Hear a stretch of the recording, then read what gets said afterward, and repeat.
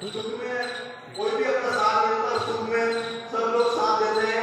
एक सीधा सा उदाहरण है कि शादी के वक्त घोड़े पे जब दूल्हा बैठता है तो सारे लोग घोड़े में आगे रहते हैं, क्योंकि सुख में सब लोग आगे रहते हैं। पर ठीक ही उसके उल्टे देखो कि दुख में मुर्दा दर्द की आगे रहती है और सारे लोग पीछे रहते हैं। तो यही जमाने में है कि साथी अपने दुख में सब साथ, कोई साथ नहीं रहता, किंतु गीता बहुत जरूर आपके दुख में साथ देता है। जब भी आता कोई दुखी हो, कोई किसी बात में हो, तो हमारे यहाँ गीता बहुत आना आपको बुरा भला आपको हमारे बुद्धि करने की। ठीक है, साथ ही बहुत अच्छी बात मैं कहता हूँ कविता के माध्यम से कि सीता के रखवाले राम थे। ध्यान से सुनना, सीता के रखवाले राम थे, जब धर्म हुआ तब कोई रखवाले राम थे, और जब धर्म हुआ तब कोई नहीं। द्रौपदी के 5 पांडव थे, मैं वो जाइए तो पुराना 8 मिनट इतना 8 मिनट पहला तो द्रौपदी के 5 पांडव थे, जब दूसरा फोन में देख लीजिए कोई नहीं। दशरथ के 4 दुलारे थे, यो सही है। दशरथ के 4 दुलारे थे, जब प्राण त्यागे तब कोई नहीं। रावण भी शक्तिशाली था, पर लंका जली तब कोई नहीं। रावण भी शक्तिशाली था, जब लंका जली तब कोई नहीं। अभिमन्यु मां के आंखों के तारे थे, अभिमन्यु मां के आंखों के तारे थे, जब युग में फंसे तो कोई नहीं, जब युग में फंसे तो कोई नहीं। अरे दुनिया वाले समझो मुसीबत का, तुम सामना करो, तुम्हारे साथ देने वाला कोई नहीं, देने वाला कोई नहीं। बस ईश्वर का भजन करो, भगवान का भजन करो कलयुग में, बस ये भगवान ही अपना साथ देगा, दूसरा कोई अपने को साथ नहीं देगा। और अंतिम बात मैं स्थान ध्यान करूंगा, आज गीता भवन में गीता जयंती पर धर्म की प्यास जगाने आया हूँ। आज गीता भवन में गीता जयंती पर धर्म की प्यास जगाने आया हूँ। बिना प्यास के धर्म पथ का नहीं मिलता, ये बात बताने आया हूँ। आज के दौर में सहन शक्ति का पतन हुआ है, 2-3 घंटे कोई बैठा भागवत वगैरह में, तो आज के दौर में सहन शक्ति का पतन हुआ है। इसलिए आज गीता के माध्यम से पुरानी संस्कृति को जगाने आया हूँ। गीता से फल निश्चित है, ये विश्वास दिलाने आया हूँ। गीता जयंती के महोत्सव पर धर्म की ध्वजा लहराने आया हूँ। प्रतिवर्ष गीता जयंती पर गीता या भागवत की धारा बहेगी, ये विश्वास जगाने आया हूँ, ये विश्वास जगाना है। धन्यवाद। गुरु जी से निवेदन है कि अपने गीता के संबंध में व्याख्यान हमारा हमारे विवेक के साथ निवेदन है, अध्यक्ष महोदय से निवेदन है कि हमारे गुरु जी को पुष्पमाला से, हाँ आज विवेक जी साथी के साथ हमारे गुरु जी का स्वागत पुष्पमाला से करें।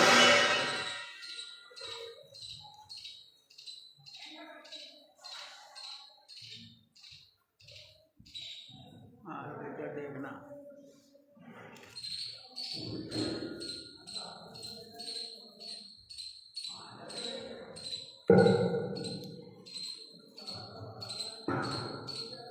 बोलिए गोपाल कृष्ण भगवान की जय, सत्य सनातन धर्म की जय। नमः पार्वती पतये हर हर महादेव।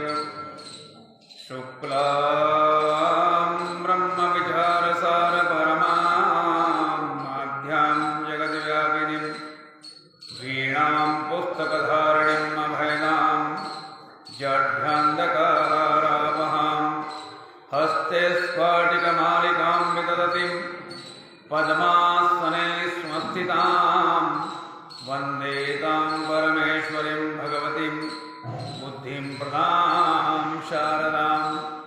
गुरुर्ब्रह्मा गुरुर्विष्णु गुरुर्देवो महेश्वर, गुरुः साक्षात् परब्रह्म, तस्मै श्रीगुरुवे नमः। अखण्डमण्डलाकारं व्याप्तं येन चराचरं तत्पदं दर्शितं येन तस्मै श्रीगुरुवे नमः। अतुलितबलधामं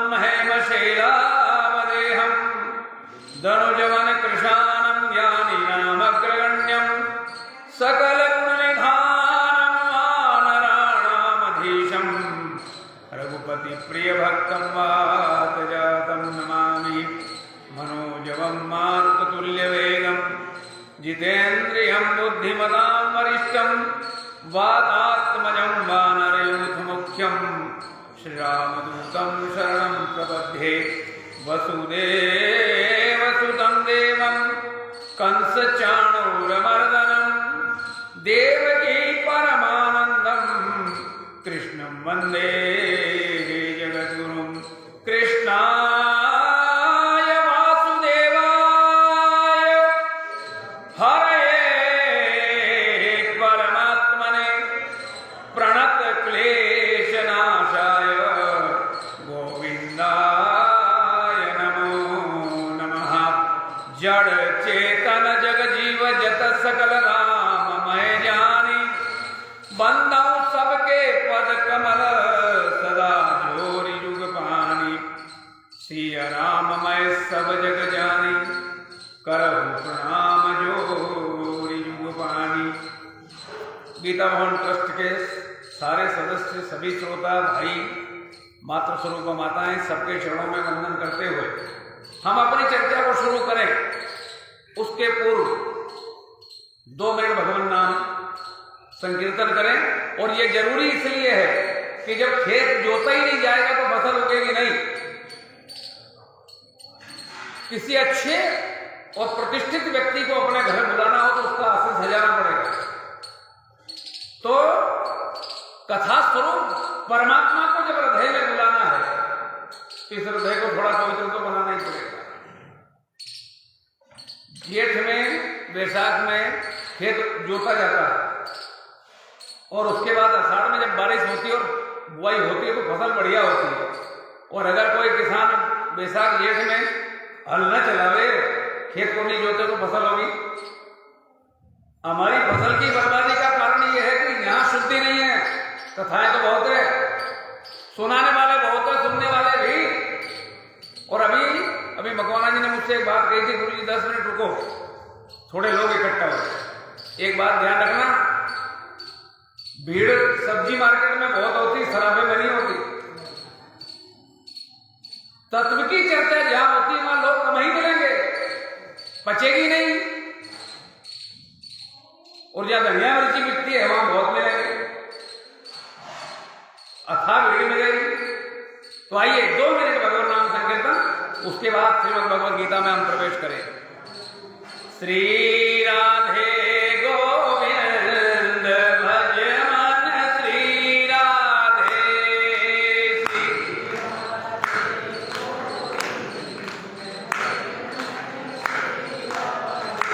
बोलो श्री राधे गोविंद भज मन श्री राधे राधे।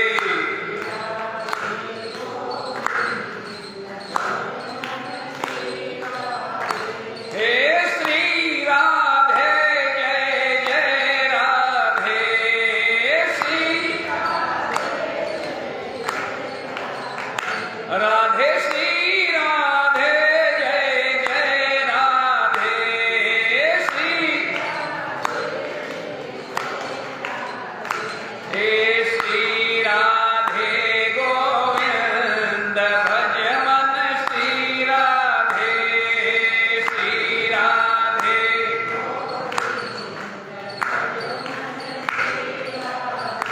राधे श्री राधे गोविंद भज मन श्री राधे, श्री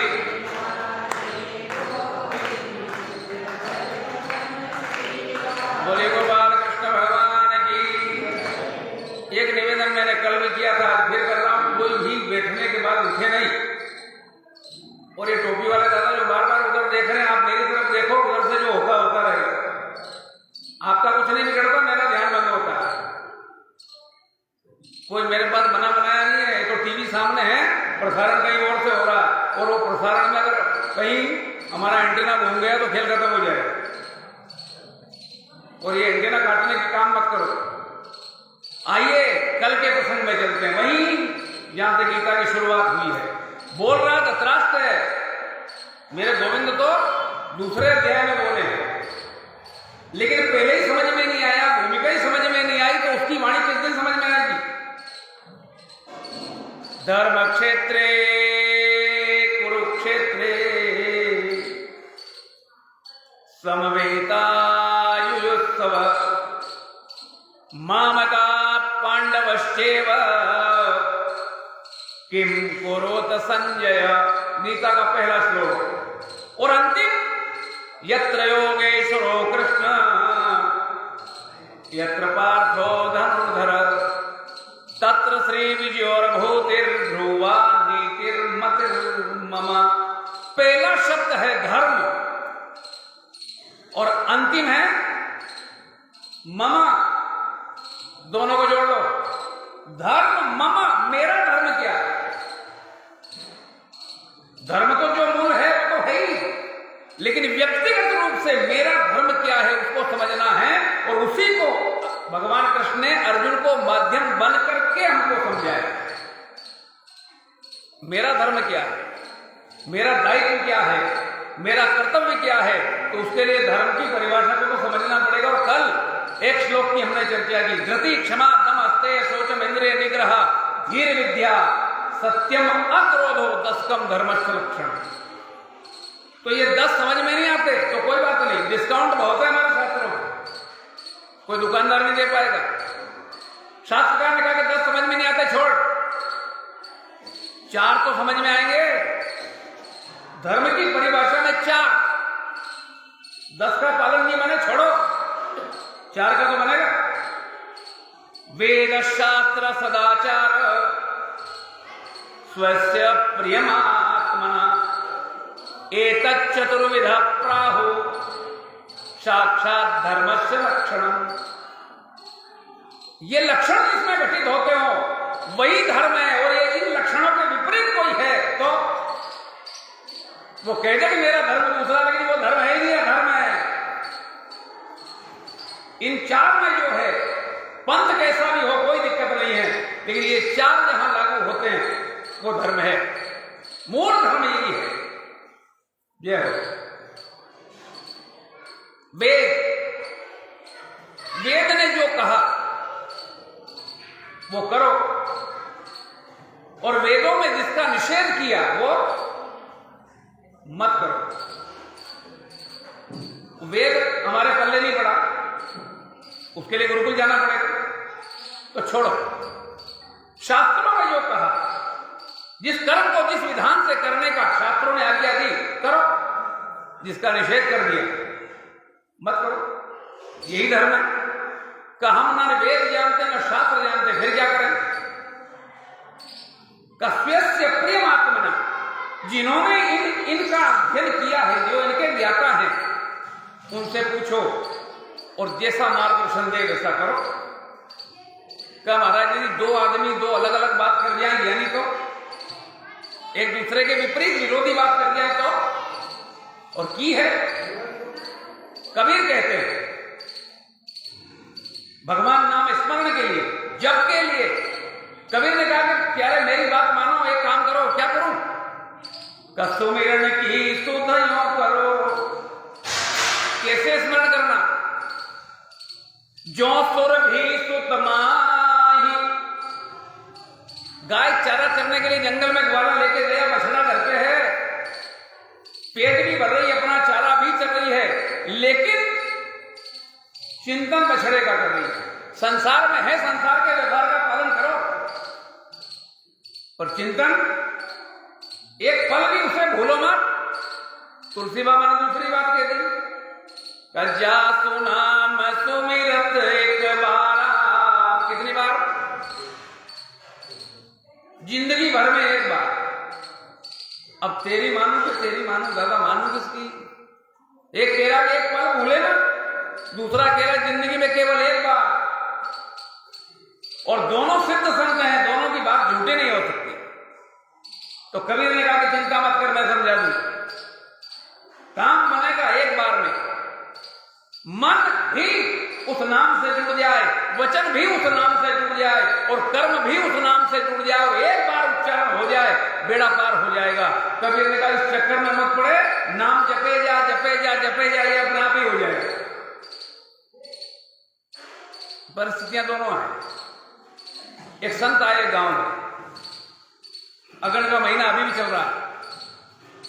आए, लोगों ने कहा कि महाराज जी आए हो तो कुछ उपदेश करो, एक कार्यक्रम रखे मंदिर में, लोग आपके ज्ञान का उपयोग हो।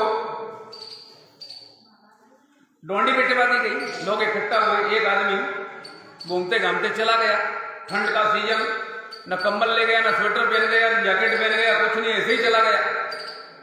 ज्यों-ज्यों रात बढ़ी, ठंड बढ़ी, ठिठुरन हुई और सत्संग में हुआ भी। तो महाराज जी ने इशारे में कहा कि भैया जब भी सत्संग में जाया करो, स्वेटर जर्सी पहन के साल बाल लेके जाया करो। दूसरे दिन उसने वो बात मान ली, सत्संग चलता रहा, पूर्णाहुति हुई, चले गए। दूसरे संत आए जेठ के महीने में, और जब डोंडी बेटी के यहाँ प्रवचन होगा मंदिर में, तो उसने अपनी श्रीमती से कहा कि मेरा कंबल निकाल, मेरा जैकेट निकाल, कोट वोट निकाल तो क्यों इतनी गर्मी में? का सत्संग का नियम है कि कोट पहन के ही जाना। अरे चुप रहो, थोड़ा मौन रह जाओ। मेलवाणी जी ने बोलने के लिए मुझे बुलाया, आपको थोड़ी बोलने के लिए बुलाया, आपको सुनने के लिए बुलाया। माना ही नहीं, कोट वोट पहना, साल ओढ़ी, चला गया। अब चला गया तो गर्मी, जेठ की गर्मी लगी, पसीना हुआ, अंदर पसीना काटने लगा, तो खुजाने लगा, फिर विघ्न हो गया। तो फिर उन महात्मा ने भी कहा कि भैया सत्संग में आए हो, ये कोट कंबल सब घर पे ही छोड़ के आया करो। खड़ा हो गया, महाराज पहले ये सत्संग होता रहेगा, पहले तो मुझे ये बताओ कि कोट पहनूं कि नहीं पहनूं।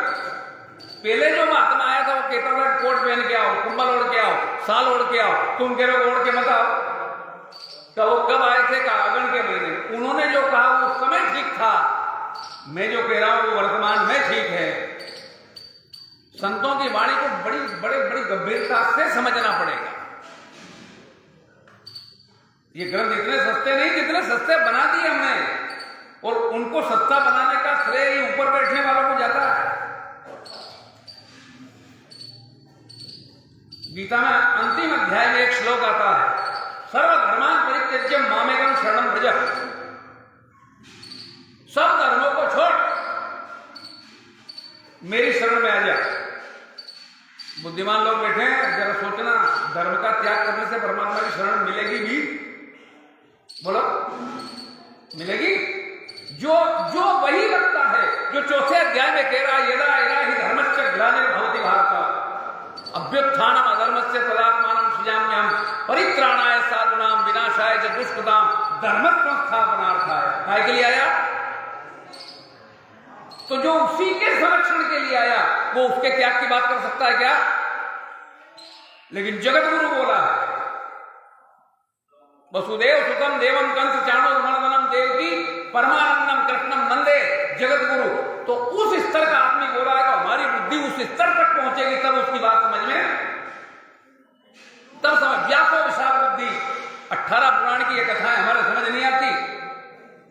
बने बैठे हैं भागवत भूषण वगैरह वगैरह वगैरह जो भी है, जितनी विशाल बुद्धि से लिखा गया है वो उतनी विशाल बुद्धि हमारी बने तब वो पूर्ण रूप से समझ में आता है, उसके पहले नहीं।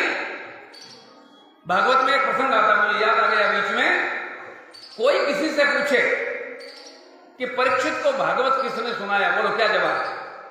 बहुत ज्ञानी बैठे। मैं डॉक्टर साहब से पूछूं किसने किसको सुनाया? सुखदेव जी ने। लेकिन भागवत के प्रमाण देते हैं कि सुखदेव ने नहीं सुनाया। जवाब दोगे तो फिर यहां आना, सुन लो। भागवत खुद कह रही है, ये क्रांतिकारी विचार है, बहुत बारीकी से उसको देखोगे तो पल्ले पड़ेगा, पल्ले नहीं पड़ेगा। और मैं भी कथा कहूं तो मैं भी यही कहता हूं सुखदेव जी बोले, पर वास्तव में सुखदेव है नहीं। वो श्लोक बोल रहा, तत्रा भगवान व्यासपुत्रो,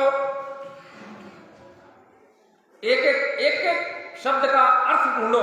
तत्रा माने वहां, कहां जा परीक्षित बैठा, भगवत माने होके, भगवान व्यास पुत्रो, भगवान स्वयं व्यास का पुत्र होके वहां आया। कौन आया? और जो आया उसने तो सुनाई नहीं। व्यास का जो मूल पुत्र है वो तो समाधि में बैठा, उसको तो पता ही नहीं है। किसने? एक और प्रमाण है, अदृष्टलिंगो निजलाभ तुष्टो। सुखदेव जी के प्रसंग में आया अदृष्टलिंगो, लिंग माने पहचान, कौन पुरुष है, कौन स्त्री है, कौन नपुंसक है, और यहां ये पहचान चिन्ह है ही नहीं। और वेद में भगवान के लिए आया है, और वेद के तो जानकार मेरे सामने बैठे, न त्वम स्त्री न त्वम पुमान, ये ब्रह्म की परिभाषा है। तू स्त्री भी नहीं है, तू पुरुष भी नहीं है, तू नपुंसक भी नहीं है। और सुखदेव जी के लिए आया अदृष्ट लिंगो, तो फिर ये कौन है? कहा वही ब्रह्म ने आके सुखदेव के स्वरूप में बैठा है। पुराण तो इतना बारीक है, पर अभी तो एक एक गली में 6-6 पंडित मिलेंगे पुराण के कथावाचक, एक आधा भी नहीं। और आजकल तो गुरु इतने हो गए कि बस भगवान वाली थे। गुरुओं बहवा संतु, गुरु बहुत है, चेले कम हो गए, गुरु ज्यादा हो गए। गुरुओं बहवा संतु, लेकिन कैसे गुरु है सावधान रहना। शिष्य वित्तापहारक, आपकी जेब साफ करके अपने घर चला जाएगा तो उनको कुछ पल्ले नहीं पड़ेगा। सब गुरु दुर्लभो लोके, वो गुरु बहुत दुर्लभ है। शिष्य संतापहारक, ऐसा गुरु जब अर्जुन जैसी योग्यता होगी तो कृष्ण मिलेगा, गुरु के रूप में मिलेगा, जगत गुरु के रूप में मिलेगा। वो संशय का समाधान करेगा। धर्म ममा, मेरा धर्म क्या है? मेरे गोविंद ने हमें अपने जीवन में अपने कर्तव्य के पालन की शिक्षा दी है कि अपने कर्तव्य का पालन किस तरीके से जीवन में करना। जटिल परिभाषाओं में जाने की जरूरत नहीं है।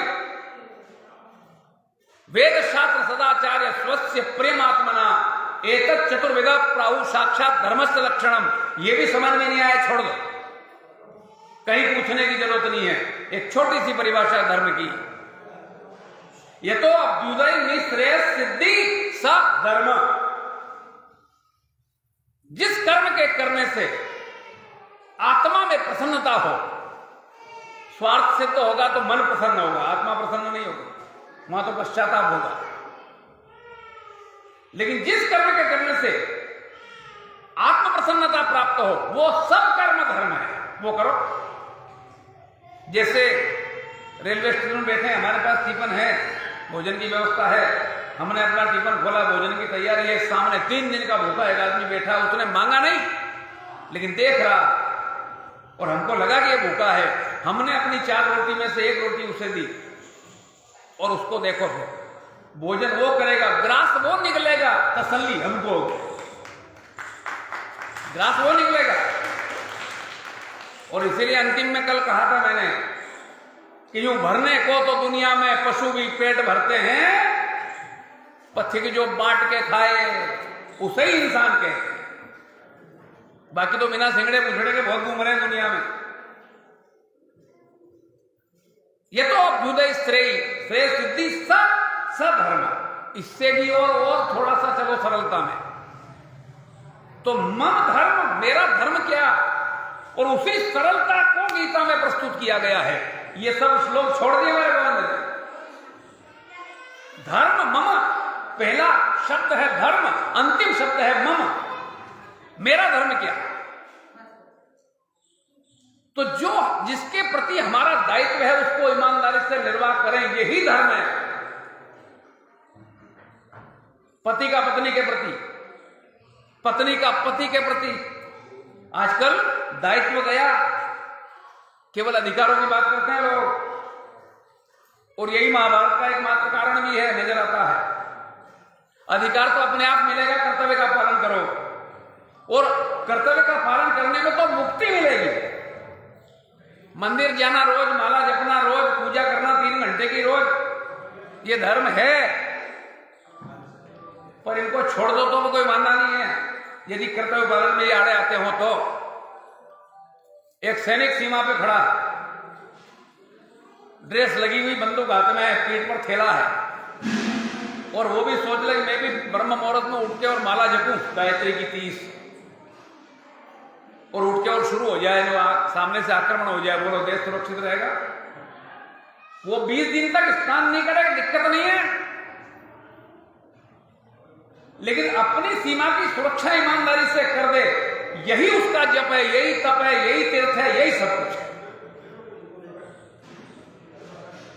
श्रीमती जी कथा सुनने जा रही, श्रीमान को बुखार चढ़ा 104 डिग्री का, मैंने दवाई रख दी, आपका दूध रख दिया और मैं जा रही हूं, और लिया एक छोटा सा थैला और चली गई। क्या उसने पतिव्रत धर्म का, नारी धर्म का पालन किया? पुत्र बीमार है, हम माला जप रहे हैं, तो छोड़ो, पहले उसकी व्यवस्था करो, उसको डॉक्टर के पास ले जाओ, ये धर्म है। संतान का माता पिता के प्रति माता, और इसका प्रमाण पंढरपुर में भगवान अभी भी इटाले में खड़े हैं, उसने कोई भजन भजन नहीं किया, पट्टे ने केवल अपने माता पिता की खूब सेवा की, खूब सेवा की, खूब सेवा की। तो भगवान वैकुंठ में लक्ष्मी से बोले, हे देवी, मेरा भक्त बड़ा प्यारा भक्त है, मैं उससे मिलने जा रहा हूं। तो उसने कहा कि भगवान का भक्त है, जब मेरे ही भक्त मेरा बहुत सम्मान करते हैं, तो इनका भक्त तो गजब सम्मान करेगा, हमारा स्वागत करेगा। तो कहा भगवान मैं भी चलूं, चल, पर मेरा भक्त बड़ा अटपटा होता, ध्यान देना। गए, अब वो अपने माता पिता की सेवा में लगा हुआ, और भगवान ने आवाज लगाई, बेटा मैं आ गया तेरी सेवा से प्रसन्न होकर के। का कौन है आपका? मैं वैकुंठवासी नारायण आया हूं लक्ष्मी के साथ। अगर हमारे तो 500 रुपए के रूप में लक्ष्मी मिल जाए तो पूजा पाठ छूट जाए, छूटे कि नहीं बोलो? माला वाला अधूरी रह जाए। उसने कहा भगवान आप आए हो, स्वागत आपका, लेकिन मैं अभी अपने माता पिता की सेवा में लगा हूं, कुछ देर रुको। लक्ष्मी को चीड़ आ गई कि कैसा भगत तुम्हारा, अरे हम आए इसके घर, पूरा जगत नहीं, पूरा ब्रह्मांड नहीं, अनंत कोटि ब्रह्मांड हमारे चरणों में झुक जाए, ये दादा हिलने कोई तैयार नहीं है, तो चलो नहीं वापस का, ठहर जा, ये तेरा नहीं मेरा भगत है, यहां लक्ष्मी की कोई वैल्यू नहीं है, रुक। क्या इसने आसन तक नहीं दिया? तो भगवान ने कहा हाँ आसन मिलेगा। क्या बेटा तू तेरी सेवा कर, लेकिन हम खड़े हैं तो हमारे लिए आसन की व्यवस्था तो कर दे। उसके पास 2 ईंट पड़ी थी, फेंक दी, हो जाओ खड़े, इस पे आज भी खड़े हैं, पंढरपुर ईटाले पे ही खड़े। संतान का माता पिता के दायित्व का निर्वाह किया तो मिला, भगवान के नहीं मिला। श्रवण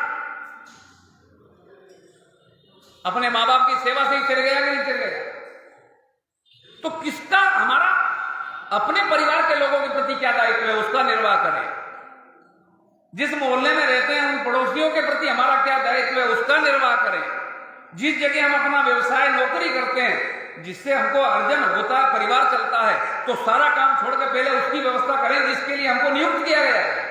यही पूजा है, कर्म ही पूजा बनेगी कि नहीं? जिस समाज में हम पैदा हुए, जिस समाज में रहते हैं, उस समाज के प्रति हमारा क्या दायित्व है, यह धर्म है। जिस देश में हम हैं उस राष्ट्र के प्रति हमारा क्या दायित्व है, यह धर्म है।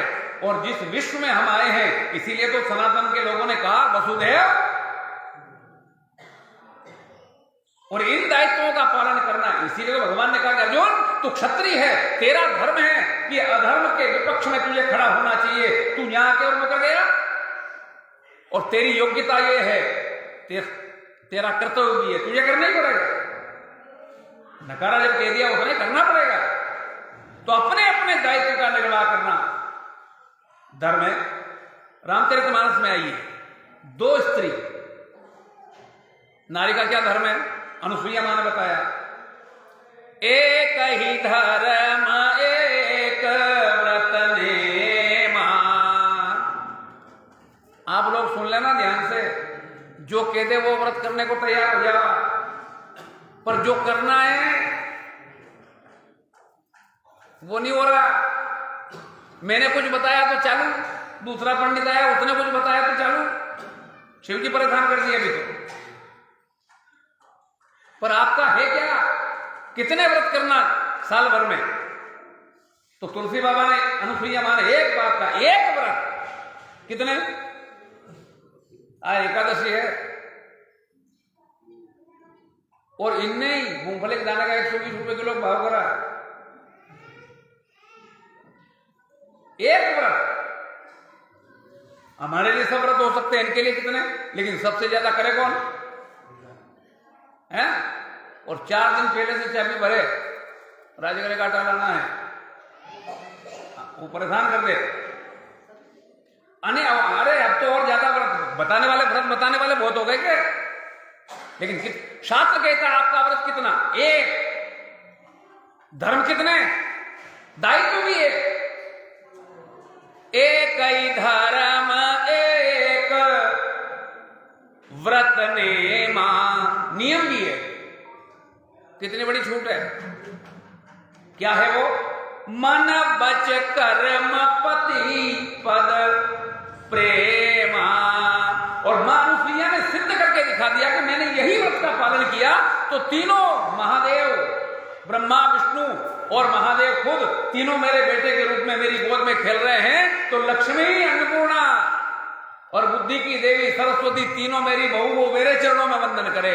इतनी बड़ी ताकत एक व्रत से मिलती है। 1000 व्रत करने से लाभ क्या है? जो अपना है वो करो। 2 स्त्री रामचरितमानस की, एक माता जानकी, एक लक्ष्मण की पत्नी उर्मिला। और एक की बात करूंगा थोड़ी देर बाद, जिसका नाम है कैकेयी, जिसको बहुत बदनाम किया गया। वो न होती तो राम ही नहीं होते, वो नहीं होती तो सनातन हो सकता डूब चुका होता। कैकेयी से बड़ा कोई पात्र रामचरितमानस में नहीं है। लेकिन पहले इन 2 को देखो। जब पति का अनुसरण करना ही पत्नी का धर्म है, और यही धर्म माता जानकी ने निर्वाह किया और 14 साल वन में गई। बोलो गई कि नहीं गई? आगे नाम में बात करो, गई। लेकिन उर्मिला गई? जाना चाहिए था कि नहीं? यदि पति का पूरा साथ देना, क्योंकि पतिव्रता स्त्री के लक्षण में आया है, कार्य दासी रतो वेश्या भोजने जननी समा। कार्य दासी सेवा में जैसे सेविका जैसे सेवा करती वैसी सेवा में लगे। और विहार में भोजन के समय जैसे मां की ममता लुटा दे। और संकट काल आ जाए तो संकटेषु मंत्रिणी साच भार्या पतिव्रता, उसे पतिव्रता कहते हैं। तो जानकी जी ने सहयोग किया, जाऊं, गई भी। उर्मिला क्यों नहीं गई? जाना चाहिए था कि नहीं? मेरा पति जा रहा तो मैं यहाँ अयोध्या में क्या करूं? लेकिन उर्मिला नहीं गई, ये उसका धर्म है। जानकी जी गई, ये उनका धर्म है। क्योंकि सेवक बन के मेरा लक्ष्मण जा रहा है राम के पास साथ। और उर्मिला जानती है कि सेवक धर्म सबसे कठिन, सबसे टेढ़ा है। भरत ने कहा है कि सरबल जाऊं चित समोरा, सबते सेवक धर्म कठोरा।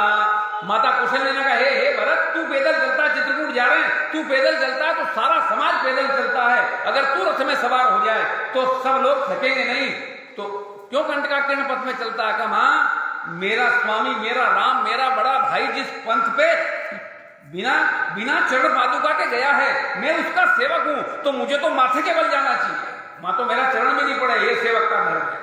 लक्ष्मण वो सेवक धर्म लेके जा रहा है, तो उर्मिला का विचार है कि मेरे पति को अपने धर्म के पालन में मेरा साथ जाना विघ्न हो जाए। जो मनोयोग से सेवा राम जी की करनी है नहीं कर पाएंगे, वो नहीं गई। एक लक्ष्मण है राम का भाई, एक विभीषण है रावण का भाई। एक राम के साथ उनकी सेवा में लगा, अपने भाई, बड़े भाई की सेवा में लगा तो पूजनीय हो गया। एक ने भाई से विरोध कर लिया तो राम का हो गया। धर्म बड़ी बड़ी चीज है। अपने कर्तव्य को समझने में देर लगेगी। एक व्यक्तिगत धर्म होता है, एक सामाजिक धर्म होता है, एक राष्ट्र का धर्म होता है, राष्ट्र के प्रति धर्म होता है, और उत्तरोत्तर धर्म के लिए पिछले निचले हिस्से के धर्म को छोड़ना पड़ेगा। विभीषण ने देखा कि रावण मानेगा नहीं, तो मेरी लंका डूब जाएगी और ये हमारी संस्कृति समाप्त हो जाएगी, इसको बचाना, रावण मरे तो मरे। और ये बचेगी जब मैं राम के पास चला जाऊं। रावण ने अपने धर्म का निर्वाह किया। जरा देखो, रावण तमोगुणी है, तामसी है। रावण तो जानता है कि राम ब्रह्म है। कैसे जान गया? तो जब शूर्पणखा ने कहा कि तू राग रंग में मस्त सभा में बैठा हुआ है, इतना वीर होके भी तेरी बहन के नाक कान काट दे, वो जिंदा घूम रहा है, डूब मार। और बाबा तुलसी ने उसके मुख से एक ऐसी नीति की बात कहलवा दी, शूर्पणखा के मुख से, जिसको बोलने में अगर ढंग बदल दो अर्थ बदल जाएंगे। राजनीति बिनु धन बिन धर्मा, हरि समर पे बिनु सत कर्मा। हमने इसका अर्थ कर लिया कि राजनीति और धर्म बिना धन के नहीं हो सकते। ऐसा है नहीं, धर्म में धन की जरूरत नहीं है, धर्म के पालन में धन का क्या काम। इसको मैं बोलूं ढंग बदलूंगा, अर्थ अपने आप समझ में आ जाएगा। राज नीति बिनु, आई बात समझ में नहीं आई? राज नीति बिनु, जिस राजा के राज्य में नीति का पालन नहीं हो, अनैति हो, वो राज डूब जाएगा। जासु राज प्रिय प्रजा सुखा दुखारी, सो व्रत अवश्य नरक अधिकारी। राज नीति बिनु और धन बिनु धर्मा, धर्म जीवन में है तो गया हुआ धन लौट के आएगा। धर्म के लिए धन की जरूरत नहीं है, धन के लिए धर्म के पालन की जरूरत है। और राज स्थायी रहे तो नीति की जरूरत है। ये शूर्पणखा बोल गई है, और कितनी सुंदर बात बोल गई। और रावण जैसा वीर बिरबंड आदमी, जिसके चलने से धरती में भूकंप आता हो, रुकेगा? अपनी बहन के नाक कान काटने वाले को मारने से एक पल भी देर करेगा? उसी समय चंद्रहास लेकर के दौड़ लगाता और राम से कहता है बाहर निकल कुटिया के, मेरी बहन के तेरे नाक कान काटे। लेकिन उसने कुछ ही नहीं किया, रात में घूम रहा अपने कक्ष में और सोच रहा। ये बुद्धिमानों का लक्षण है। और वो उसका चिंतन देखो, और वो पा गया कि राम कौन है। खर दूषण मौसम बलवंता, खर दूषण को मार दिया जिसने, वो राम, वो मेरे समान बलवान है, तो उनको कोई व्यक्ति नहीं मार सकता। इन तीनों में एक एकता थी, एक समानता थी। नहीं तो रावण तो एक बात एक और बोल गया, एको हम, मैं एक अकेला हूं वर्तमान में, न भूतकाल में कोई था ही नहीं मेरे जैसा, न भविष्य थी, न भविष्य में कोई होगा। तो दो कहां से पैदा हुए जो खुद ही बोल रहा कि मेरे समान है। पतंजलि में एक बात आई है, पतंजलि योग दर्शन में, खेसरी मुद्रा, जीवा को लंबी करके तालू में लगाना, और ये जब सिद्ध होती है तो ब्रह्मानंद से एक अमृत रूपी रस पकता है, और वो रस का पान जो कर ले उसके पास यमराज नहीं आता। ये मुद्रा रावण के पास सिद्ध थी, ये मुद्रा खर और दूषण के पास में सिद्ध थी। तो इस एक पॉइंट पर तीनों समान थे। और यही विचार उसके मन में आया कि राम कोई मानव नहीं हो सकता, फिर है कौन? खर दूषण मौसम बलवंता, जिनई को मारे बिनु भगवंता, सुर रंजन भंजन मही भारा, जो भगवंत लीन अवतारा। यदि वो आ गया तो मुझे उससे मिलना। तो अगर इतना अकलमंद था तो जाके चरणों में गिर जाता, शरणागत मसल है वो। तो इतनी लंबी नाटक करने की जरूरत क्या थी? पर उसकी एक समस्या है, तो मैं जाए बेरे हट करूं, मैं शत्रुता करूं उनसे। क्यों भाई? का मैं तामसी व्यक्ति का आदमी, झुकना मैं जानता नहीं। और ये तो मैं जानता हूं कि राम ब्रह्म है, दुनिया थोड़ी जानती। दुनिया तो दशरथ का बेटा है ये जानती है, और मेरी कुछ प्रतिष्ठा है, तीनों लोगों में प्रतिष्ठा है। अगर वहां जाके झुक जाऊं तो लोग चिल्लाएंगे कि कायर है, रावण डर गया, एक तपस्वी छोकरे से डर गया। तो मेरी आन बान शान भी सलामत रहे और मुझे राम मिल भी जाए, दोनों बात सिद्ध हो जाए, इसलिए वेर करूं। और इसीलिए उसकी वेर को भक्ति माना गया। 5 पंथ हैं साधना के, छठा पंथ उसने आविष्कृत किया है। जिसका नाम है वैर भक्ति। हम इस चक्कर में मत पड़ जाए, लेकिन वो रावण था, वो पूरा कर गया, हमारी हालत खराब हो जाएगी, क्योंकि राम के मिलने से पहले वो दूसरा ही झटका देगा, फंदे में पड़ जाएंगे। वैर भक्ति कह रहा, वो अपना स्पष्टीकरण दे रहा है कि भजन न होई तामस देहा, मेरे स्वभाव के कारण मैं झुक नहीं सकता। मन बच कर्म मंत्र दृढ़, ये उसका मंत्र है जानकी के कारण। शत्रुता मोल लेनी जबरदस्ती, एक ही बात है कि वो सामने तो खड़ा होगा, उसके हाथ से छुआ हुआ बाण मेरी छाती में आकर के लगेगा, इसी से मेरा कल्याण हो जाएगा, परमात्मा की प्राप्ति मुझे हो जाएगी, इसके लिए वैर करो। मन बच कर्म, मन वचन और कर्म से इस मंत्र को उसने जीवन में लागू किया है, उसका वैर उसका मंत्र है, और इसीलिए मंत्र को गुप्त रखते हैं लोग। उसने किसी के सामने इसको खुला नहीं होने दिया, माता केसरी के अलावा किसी से नहीं कहा उसने कि मैं जानता हूं कि राम ब्रह्म है। वो जब जानता ही है तो उसके मन में एक बात आई कि विभीषण मेरा भाई है, और भाई का, बड़े भाई के प्रति कर्तव्य इसको लंका से बाहर निकलने नहीं देगा, ये मुझे छोड़ के जाएगा नहीं, और ये राम से युद्ध कर सकता ही नहीं, राम का भजन करने वाला राम से युद्ध कैसे करे, तो ये नहीं छोड़े, मैं तो उसको छोड़ सकता हूं कि अपने राम को मिल जाए, मुझे तो मृत्यु के समय मिलेगा, इसे तो आज ही मिल सकता है।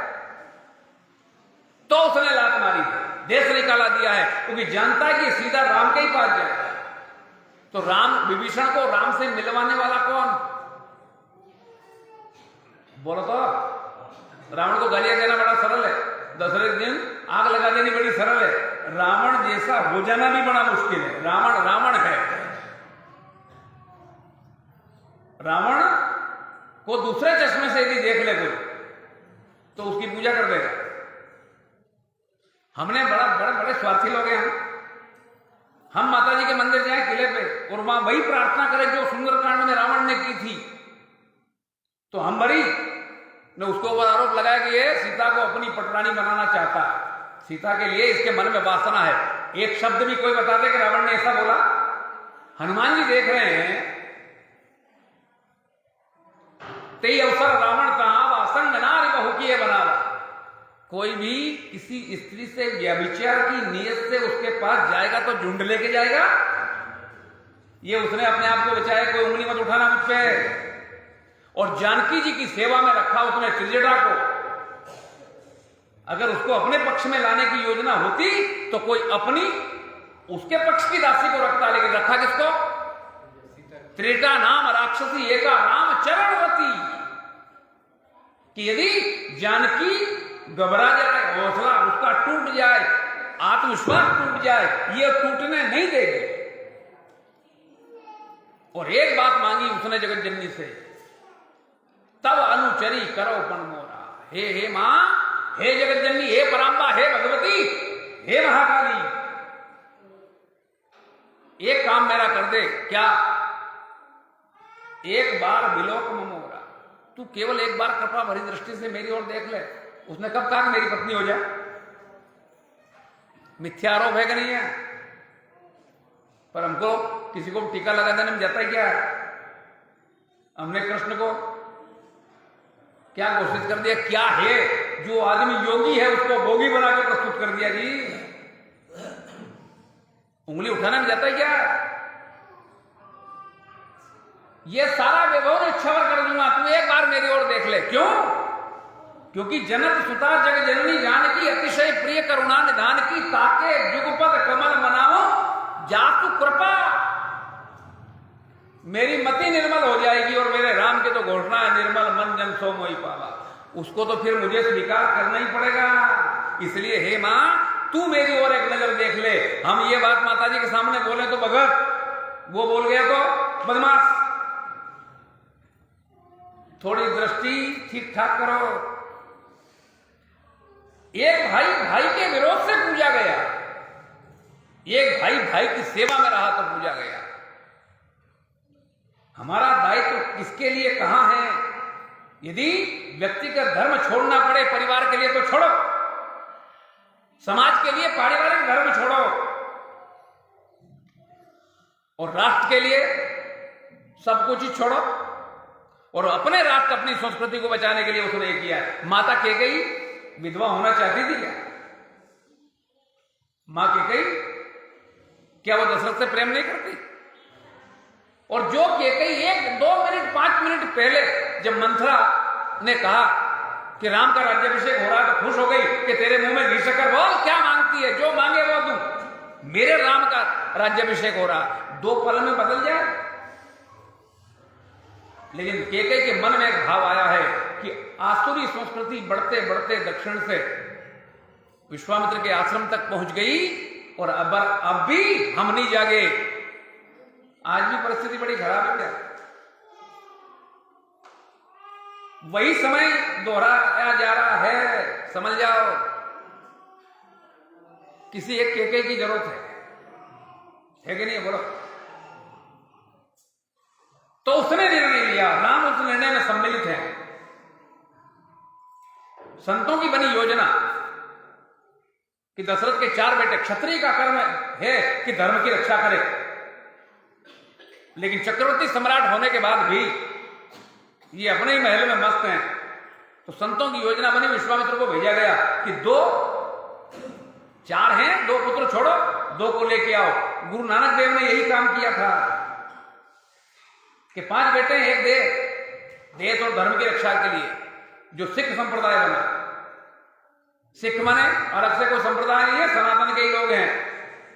और पंजाब में शिष्य को सिख बोला जाता है, श को ख बोला जाता है। हमने उनको निकाल बाहरी करने की योजना बना ली, ये दूसरे ही लोग हैं, हमारी सेना है, वो जूझे हैं वो। तो 2 लेने को 2 लेके आओ। और विश्वामित्र जी ने मांगे हैं, याचना करके लेने की बात करी। असुर समूह सतावई मोही, मैं द्रप जाचन आयो तोई है। तो याचना में जो दिया जाए वो फिर से वापस आता है क्या? कोई मांगने वाला हमारे घर के सामने आया, हमने मुट्ठी भर गेहूं या 2 रुपया 5 रुपया उसको दिया, तो क्या वापस देगा वो? तो याचना में अगर राम लक्ष्मण को दिए होते तो वो विश्वामित्र के हो गए होते। और अगर ये हो जाता तो ये वनवास वाला नाटक कैकेयी को करने ही पड़ता। लेकिन दिए नहीं, दशरथ जी ने दिए थोड़ी, सौंपे, और सौंपा हुआ लौटाना पड़ता, तो ब्याज सहित लौटा दिया। तो राम ने कैकेयी को चुना कि मां तू ही ये काम कर सकती है, ना तो कौशल्या मैया कर सकती है, ना सुमित्रा कर सकती है, क्योंकि वो अपनी उंगली रथ के पहिए को रोकने के लिए लगा करके भी चूमी नहीं बोली है देवासुर संग्राम में। तो इतनी सहन शक्ति तुझ में है, तो तू अपने जो 2 वरदान है उस समय के मांग, उसमें एक मेरा वनवास मांग। अंदर से रोते रोते मांगा है उसने।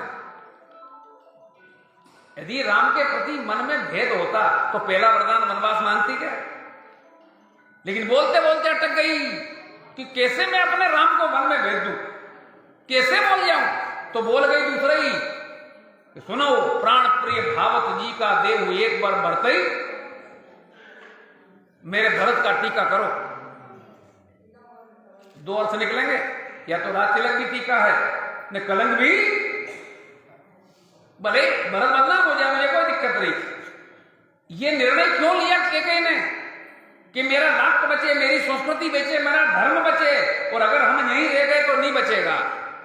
और हमारा धर्म है कि धर्म की रक्षा करें, हमारा कर्तव्य है हम धर्म की रक्षा करें। तो मेरे स्वामी, मेरे पति महाराज दशरथ नहीं सोचते इस मामले में, धर्मपत्नी होने के नाते मुझे सोचना पड़ेगा।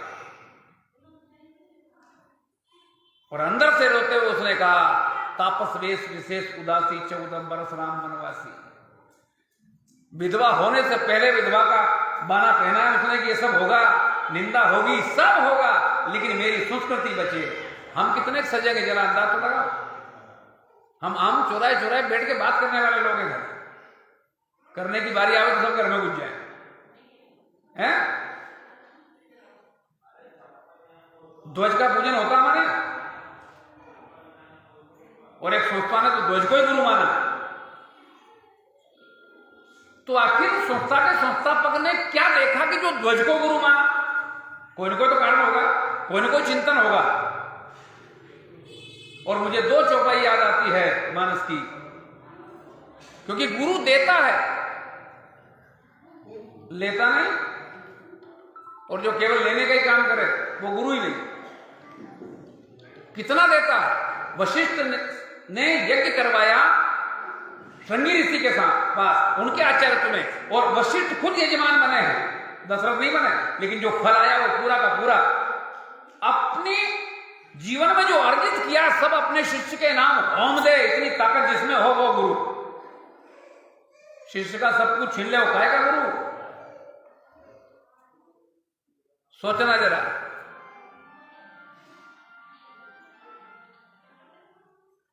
विचित्र तरह की चर्चाएं हैं। मैं मानस में चला गया, लिखने में थोड़ी देर लगी, गीता तक आने में देर लगी। तापस वेश विशेष उदासी 14 बरस राम बनवासी। निंदा हो मंजूर, विधवा हो जाओ मंजूर, लेकिन मैं अगर धर्म पत्नी हूं, खाली पत्नी होती तो बात दूसरी थी। और ये एक कथावाचक ने तो परिभाषा ही बदल दी पत्नी ने पत्नी की, कि पत्नी जानता हो कौन होती है? जो अपने पति को पत्नी करे। हमने कहा घर बुड़वाएगा दादा, क्या रोएगा? है? पत का मतलब होता है इज्जत, प्रतिष्ठा। जो अपने पति की प्रतिष्ठा किसी सूरत में बिगड़ने न दे, पत्नी उसे कहते हैं। और हमने तो एक शब्द और लगाया, धर्म। यदि पति धर्म से, कर्तव्य से चूक जाए तो उसे अपनी कर्तव्य की याद दिलाने की ड्यूटी किसकी? और के ने वो काम किया कि महाराज आप क्षत्रिय हैं तो कुछ न कुछ आहुति तो देनी पड़ेगी, तो तुम यूं नहीं दो तो यूं दिलवा दो। खूब मनाया, मानी नहीं। उन्होंने कहा कि अगर तुम राम को वनवास नहीं भेजते हो तो मोर मरण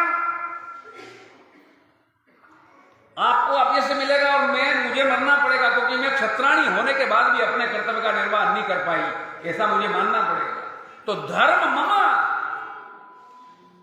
मेरा धर्म क्या है?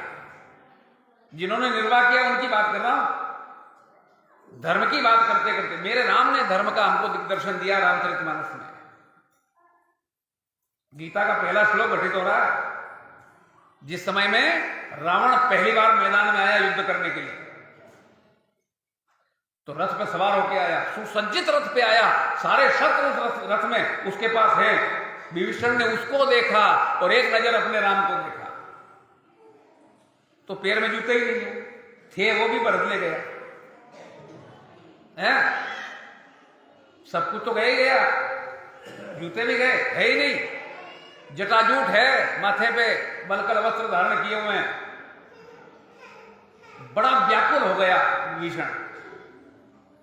रावण रथी बिरथ रघुवीरा। रावण रथ पे सवार है, यहां रथ है ही नहीं। तो बोला कि महाराज ये युद्ध कैसे संभव है? देखी विभीषण भयउ अधीरा।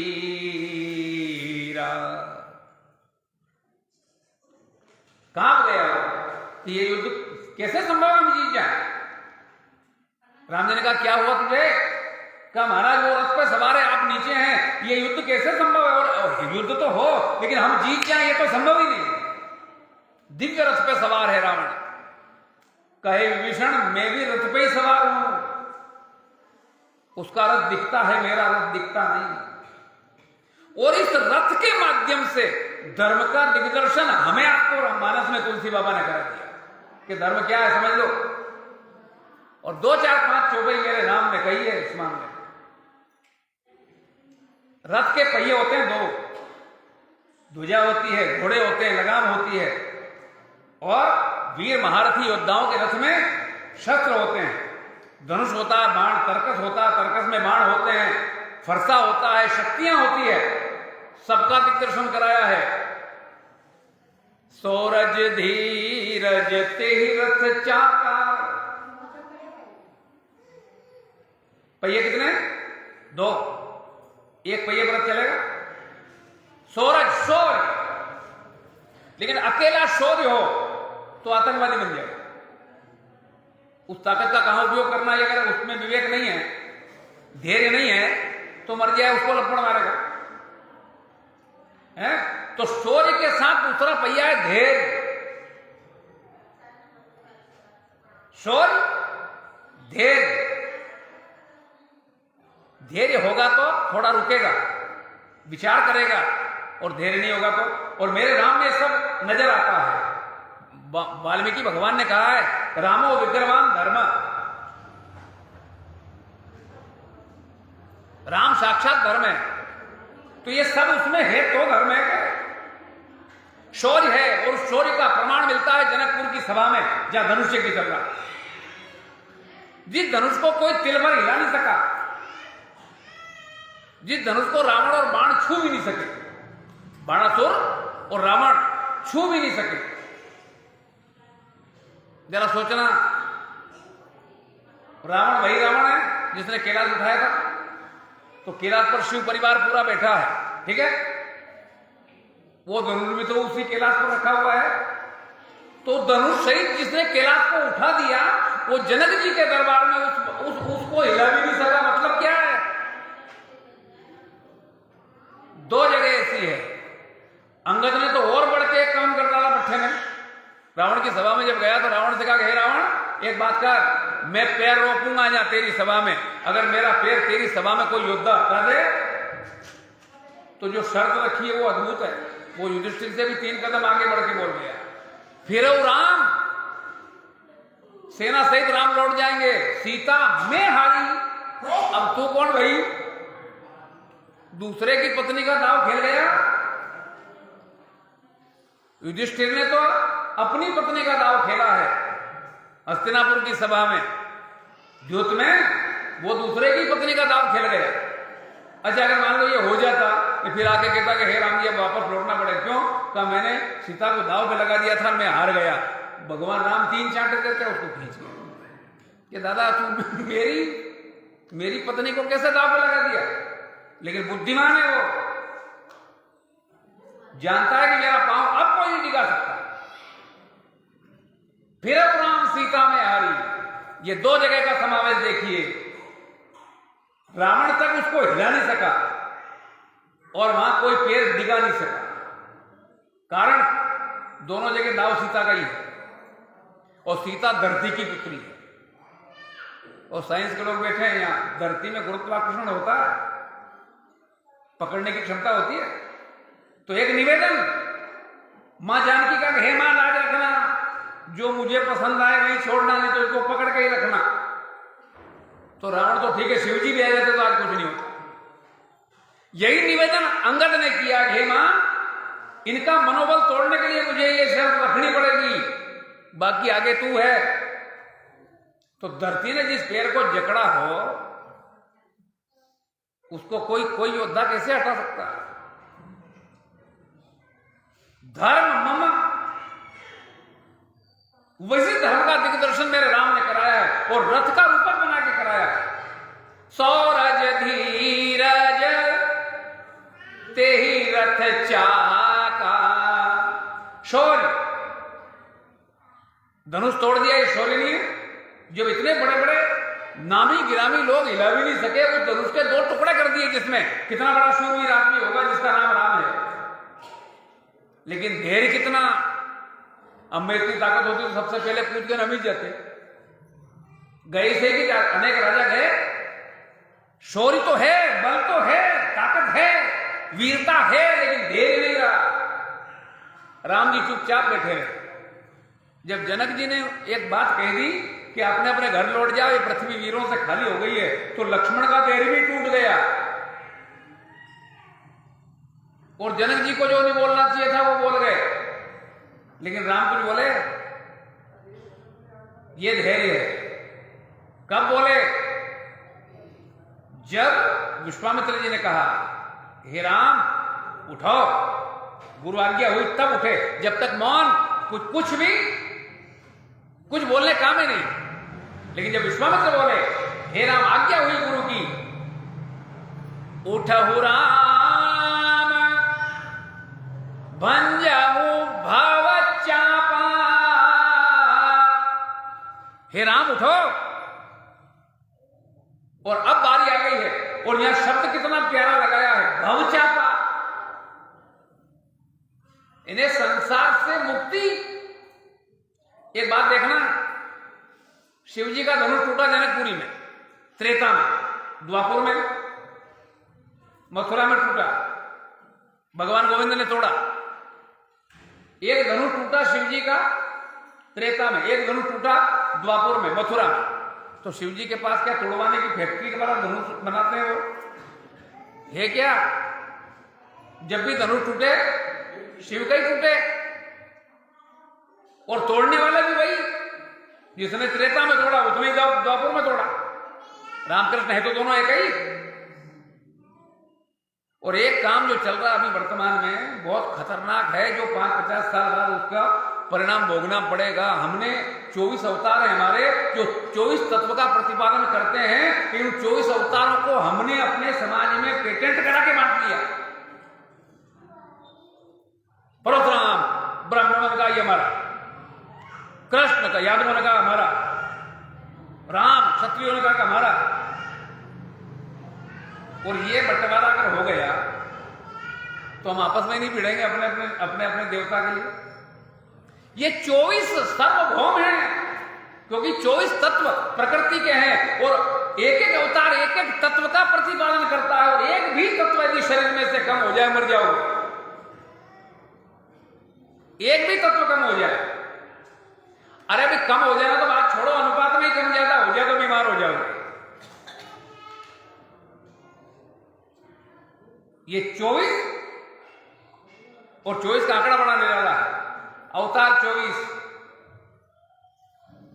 है। और हर पंथ में ये मिलेगा आपको। पूछो किसी जैन भाई से कि तीर्थंकर कितने, क्यों 5-4 ज्यादा कम करो नहीं यार, क्योंकि तत्व है 24। पैगंबर कितने, 24। दिन रात में घंटे कितने? कोई वैज्ञानिक पैदा हुआ अच्छा क्या होगा कभी जो 30 घंटे घड़ी बना दे या 20 घंटे बना दे? गड़बड़ा ही जाएगा। 24 दत्तात्रेय के गुरु 24, और प्रकृति के तत्व भी है तो एक ही है। एक ने मथुरा में तोड़ा, एक ने जनक के यहां तोड़ा, जनकपुरी में तोड़ा। धनुष किसका का? शिव जी का। शिव जी ने आग भी नहीं खोली, टूटने दो। परशुराम जी भले लड़ गए, पर शिव जी कोई, शिव ब्रह्मा विष्णु एक सतोगुणी देव है, एक रजोगुणी देव है, एक तमोगुणी देव है। और शिव जी के खाते में तमोगुण आया है। तमोगुण माने अहंकार, और मेरे राम ने भी अहंकार को तोड़ा है, मेरे गोविंद ने भी अहंकार को तोड़ा है। जरा देखिए, सौरज धीरज तेहि रथ चाका, 2 पहिए, शौर्य के साथ धैर्य होना चाहिए। और कल के श्लोक में जो आया है, सबसे पहला लक्षण धर्म का धृति, धैर्य। दूसरा है क्षमा। शौर्य और धैर्य ये दोनों साथ रहेंगे तो रथ चलेगा, सही चलेगा। तो शूरवीर कौन? जो हजारों सैनिक सामने खड़े और एक अकेला आदमी उनसे जूझ जाए और उन पर विजय प्राप्त कर ले, बोलो शूरवीर मानोगे कि नहीं मानोगे? पर नहीं है, उसे शूरवीर नहीं कहा। तो कौन? तरंती मातंग घटा तरंगम रणाम्बोधिते मई ये न शूरा। लाखों सैनिकों का आक्रमण हो जाए एक साथ और एक अकेला उन पर विजय प्राप्त कर ले, तो भी वो शूरवीर नहीं है। तो फिर शूरवीर कौन? कशूरात एवं मनस्तरंगम, जो अपने मन को जीत ले उसे शूर कहते हैं, उसे वीर कहते हैं। और सबको जीत लो, ये इसमें तो अर्जुन ही ओंधा हो गया। भगवान ने कहा चंद कि हे अर्जुन, मन मना भव मत भक्तो माध्याजी माम नमस्कुरु, तू मुझ में मन वाला हो जा। भगवान ने कहा सब हो जाएगा, पर ये नहीं होगा। चंचलम ही मन कृष्ण प्रमाथि भगवत रणम। हे भगवान, मैं वायु को जीत सकता हूं, लेकिन मन पर मेरी जीत नहीं है, ये बहुत चंचल है। तो जब अर्जुन जैसा उसको नहीं जीत सका, तो शूरवीर कौन? जो मन को जीत ले, मन की तरंग मार ले, बस हो गया भजन। आदत बुरी सुधार ले, बस हो गया भजन। शूरास्त एव मनस्तरंगम, जिसने अपने मन की तरंग को काबू में किया वो वीर है, वो शूरवीर है। सूर्य धीर, ये दो पहिए हैं। सूरज धीरज तेहि रथ चाका। और दो चीज और है, रथ के ऊपर ध्वजा लगती है। अर्जुन के रथ पर ध्वजा पे हनुमान जी है, भगवान शिव के ध्वजा पर धर्म है, बेल का चिन्ह है। तो इस धर्म की ध्वजा क्या?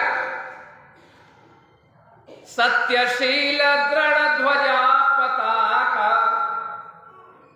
सत्य, और सत्य के साथ यदि शील नहीं है तो वो सत्य किसी काम का नहीं है। ये भी दोनों, क्योंकि ध्वज जब बनता, जब डंडा भी उसमें लगाओ। मैंने अभी ध्वज की बात की कि ध्वज की पूजा क्यों? कोई न कोई चिंतन तो होगा नहीं। बंदव लक्ष्मण पद जल जाता, सीतल सुबह भगत सुखदाता, रघुपति कीर्ति विमल पताका। भगवान राम की कीर्ति, रामो विग्रहवान धर्म, धर्म की कीर्ति पताका है। और खाली पताका है तो फहरा नहीं सकते, डंडा चाहिए। तो लक्ष्मण जैसा जागृत हमारा चरित्र धर्म के लिए, यह है डंडा। और यदि ऐसी जागृत स्थिति धर्म के लिए हमारी हो गई जीवन में, तो धर्म की ध्वजा विश्व में होगी। डंडा और झंडा दोनों चाहिए। तो सत्यशील, एक डंडा है, एक झंडा है। सत्य ध्वजा है तो शील उसका डंडा है। ये दोनों साथ हो, ये ध्वजा लगी। ये हमारे जीवन के अंदर धर्म रथ का निर्माण हो रहा है। बल विवेक दम परहित घोरे। चार घोड़े, बल, और बल बहुत है, ताकत बहुत है, विवेक नहीं है। तो उस ताकत का कहां उपयोग करना और कहां नहीं करना, इसकी अकल है ही नहीं हमारे में। तो जहां नहीं करना वहां कर देंगे, जहां करना चाहिए वहां हो जाए गड़बड़ के नहीं। तो बल के साथ घोड़ा है विवेक। दम, दम के साथ है परहित परोपकार, क्योंकि स्वार्थ का दमन नहीं होगा तो परोपकार नहीं होगा। स्वार्थ और परमार्थ दोनों एक साथ नहीं होते। पराय हित तभी हो सकता है जब अपने हित का त्याग करें। यहां जो लोग सेवा देते हैं, अपना घर का सब काम धंधा छोड़ते हैं, तो ही यहां सेवा होती है कि नहीं? कहीं ना कहीं एक छोड़ना पड़ेगा। और जो नहीं छोड़ पाते वो यहां दर्शन देने भी नहीं आते। अच्छा, मैं ही नहीं आया कभी, तो दूसरे किसकी बात कर? ये अलग बात है कि मेरी जिंदगी जो बैलगाड़ी में चलते हैं नहीं, जो लोहा को उठते हैं, उसके जैसी है। आज यहाँ हूं, कल कहाँ हूं, कहाँ गाड़ी छूट जाए, कहाँ अपने को लोहा को उठना पड़े, कुछ पता नहीं। पर फिर भी यहाँ रातों में कमी, क्योंकि स्वार्थ छूटे तो परमार्थ की ओर आगे बढ़ता आदमी। और परमार्थ में यदि जीवन लगा दिया तो प्यारे फिर हर वस्तु आपकी मुट्ठी में है। ऐसा मेरे राम ने कहा है जटायु के सामने, परहित बस जिनके मन माही।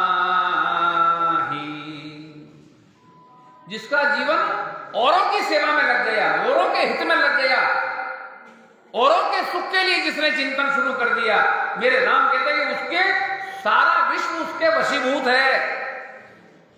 और ऐसा व्यक्ति, ऐसा वो जटायु भगवान राम की गोद में है, जिनकी छाया भी पकड़ने में जरा पसीने आते हैं। ब्रह्मा और शिव को भी पकड़ने के लिए दौड़ते हैं, लेकिन मिलता नहीं है।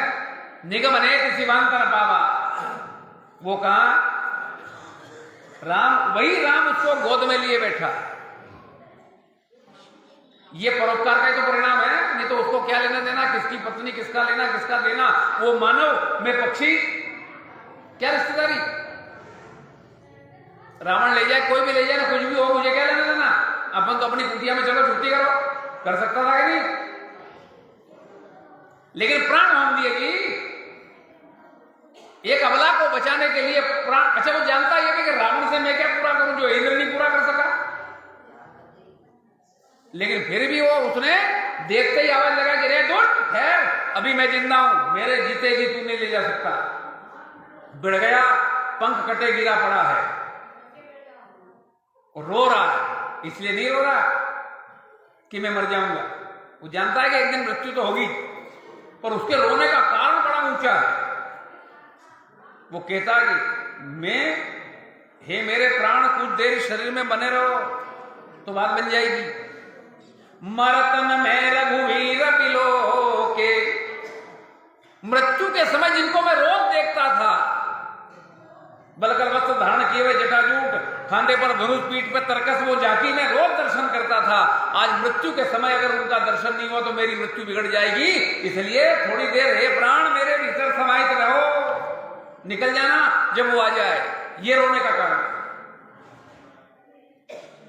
मरतन में रघुवीर बिलो के, तापस वेश बनाए, चाहत चलन प्राण पावर बिनु, सिय सुधि प्रभु ही सुनाए। मुझे मेरी विनती कर लेने दे दादा, इतने अंदर बैठा है, क्योंकि मेरे राम की आज्ञा, हे खग मृग, हे मधुकर श्रेणी तुम देखी सीता मृग नैनी, उस जगत नेता परमात्मा की आज्ञा है सबसे पहली कि हे खग, बोल मेरी जानकी को तूने देखा, बता तो मैं खग हूं, मुझे इस आज्ञा का पालन करना चाहिए कि नहीं।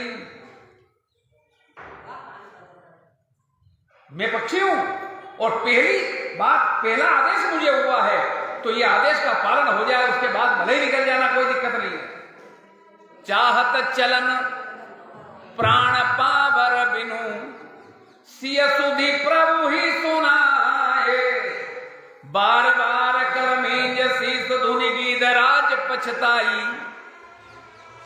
रो रहा, पछता रहा कि ऐसा नहीं हो जाए कि प्राण निकल जाए और मेरे राम उसके बाद हमें मेरे सामने आ जाए, एक बार एक नजर भर के देख लूं, उनकी आज्ञा का पालन कर दूं, माता जानकी का हालचाल कह दूं, उसके बाद भले ही प्राण निकल जाए। तेई समय कृपाल रघुवर आई गए दो भाई, और गोद में ले लिया माता हे तात। बाप माना है राम ने उसे।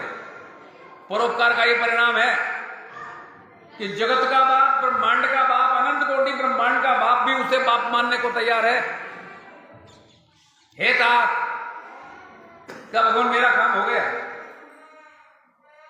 उस समय में चौपाई बोली गई है, परहित बस जिनके मन माही, उनको कछु दुर्लभ जग नाही। परमात्मा ही मुट्ठी में हो गया तो फिर बचा ही क्या, और उसकी गोद में जिसके प्राण निकले हों बचा क्या। तो परोपकार सबसे बड़ा धर्म है, परहित सरिस धर्म नहीं भाई। परोपकार से बड़ा कोई धर्म है ही नहीं। आप ज्यादा लफड़े पड़ो ही मत, इतनी लंबी चौड़ी परिभाषा में जाने की जरूरत है ही नहीं। ये एक व्रत ले लो, अच्छा चलो हम पूरा जीवन तो नहीं परोपकार में लगा सकते, तो 24 घंटे में से 1-2 घंटे तो कहीं ना कहीं सेवा दे दो, किसी दीन दुखी की सेवा कर दो, जिसको जैसी जरूरत है वैसी, और जैसी हमारी क्षमता वैसी।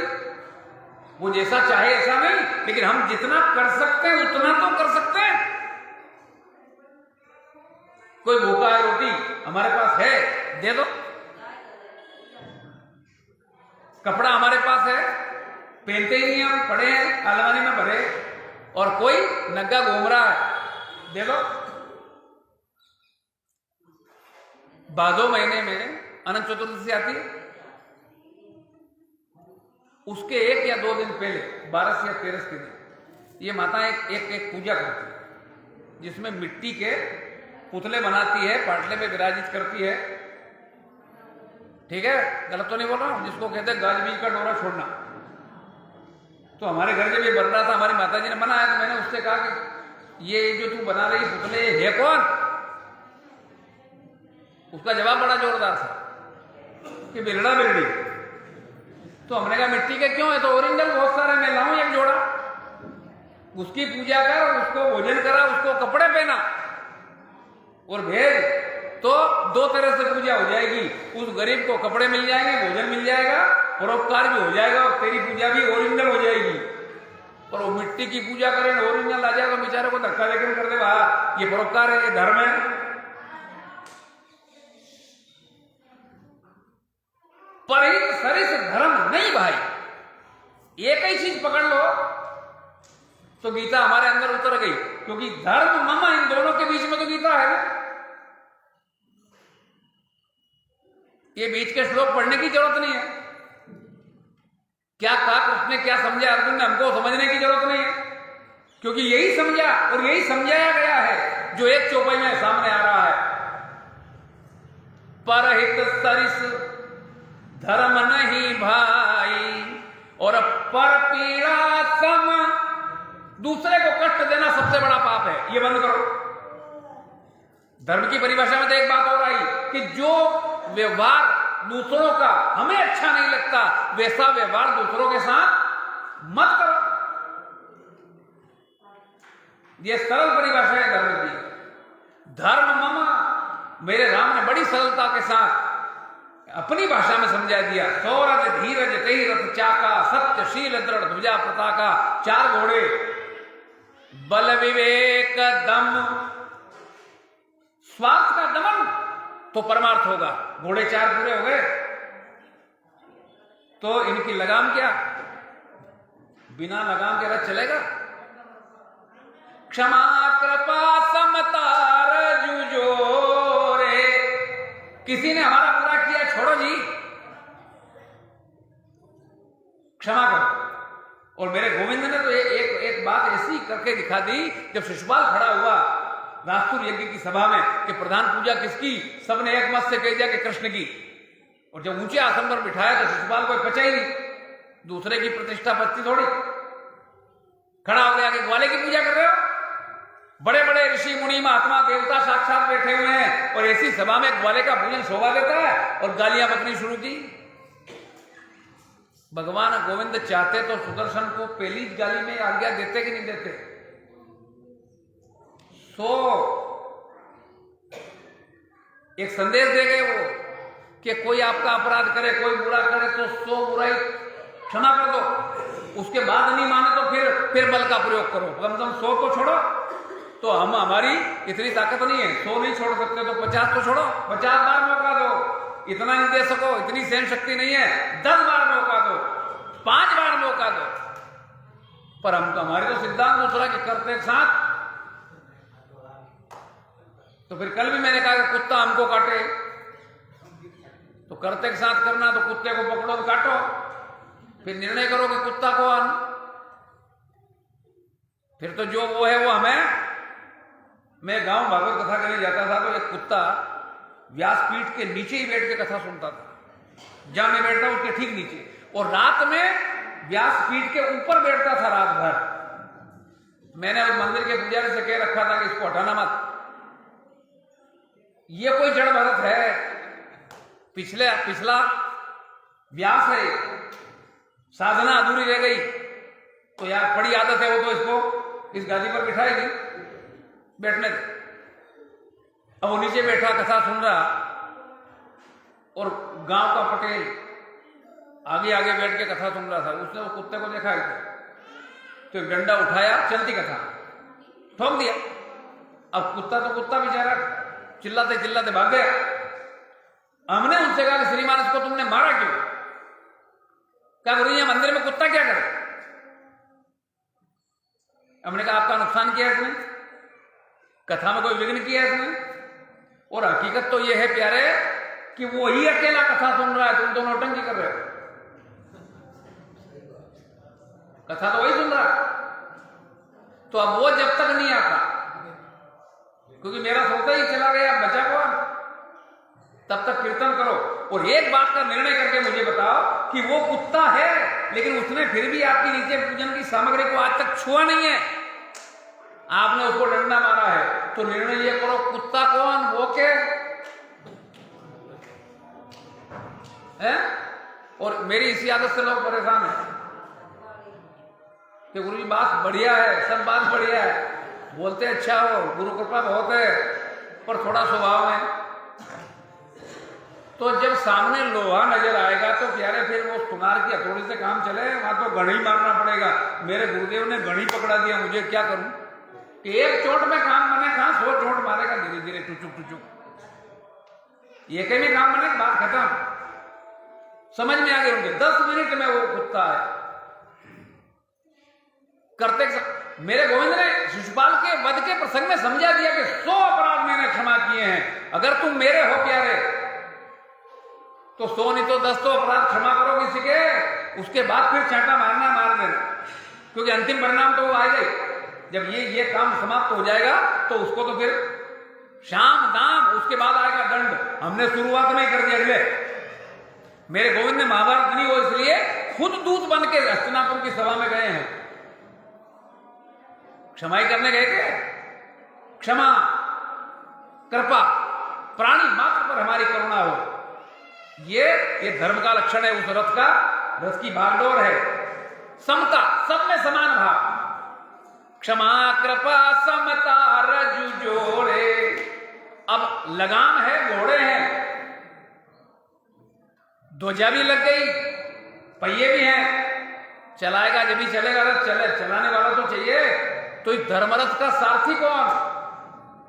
ईस भजन सारथी सुजाना। अपने इष्ट का भजन या किसी व्यक्तिगत, किसी नामजद परमात्मा के जप की या भजन की बात नहीं है। जो आपका इष्ट है वो, जो जिसको मानता है वो, राम को माने राम का भजन करे, कृष्ण को माने कृष्ण का भजन करे, गणेश को माने गणेश का भजन करे, गुरु ग्रंथ साहब को माने तो उसका पाठ करे, खुदा को माने तो खुदा को आवाज लगावे, कोई दिक्कत नहीं है। जो जिसका है वो सारथी। ईस भजन सारथी सुजाना। और ऐसा सारथी बैठ गया, अब खाली रथ को ले जाके क्या करोगे भाई? उसमें शस्त्र तो है ही नहीं, तो शस्त्र भी उसमें रखे गए हैं। वृत्तियों में बुद्धि शक्ति है, और धनुष है, बाण है, तर्कस है। और तर्कस कैसा? ये बड़े मूल्यवान है तर्कस, जिसमें बाण अक्षय होते हैं। अमल चल मन त्रोण समाना। कैसा मन? अमल, मल, मल माने मेल, विकार, और इसके आगे अ लगा है तो निर्विकार मन। गीता में एक बात कही मेरे गोविंद ने, 3 चीज मांगी उसको। पत्रम पुष्पम फलम तोय। बहुत सस्ता साधन है पर बहुत टेढ़ा है, क्योंकि गोविंद तक पहुंचोगे तो टेढ़ा हो जाएगा। पत्रम पुष्पम फलम तोय यो में भक्त्या प्रयच्छति। जो भक्ति से मेरे अर्पित कर देगा ये 3 चीज, मैं उसे मोक्ष दे दूंगा। नहीं चढ़ाई क्या हमने? बोलो चढ़ाई कि नहीं चढ़ाई? और पत्ता भी काय का, तो उसमें कोई नाम ही नहीं दिया कि तुलसी पत्रम, के बिल पत्रम, के पीपल पत्रम। काय का भी पत्ता चढ़ा दे, जो हाथ में आ जाए वो चढ़ा दे ले। पर हुआ कुछ, भगवान शिव को बेलपत्र चढ़ते हैं, आजकल तो खूब ही चढ़ते हैं, ठीक। लेकिन बेलपत्र चढ़ाने का मंत्र देखो, थोड़ा विचार करो। त्रिदलम,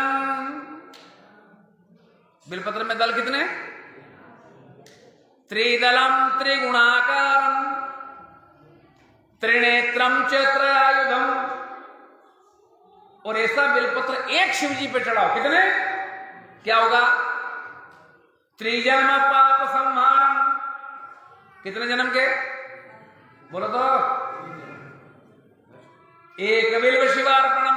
हमने एक नहीं 1000 बेलपत्र चढ़ा दिए, पाप समाप्त हुआ? इसी जन्म का हुआ? तो फिर ये श्लोक झूठा है कि हमारी सोच झूठी है?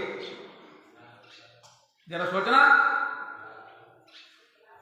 एक ही बेलपत्र 3 जन्म के पाप मिटाएगा। लेकिन वो बेलपत्र का झाड़का हमने देखा ही नहीं है। सबसे बड़ी बात ये है,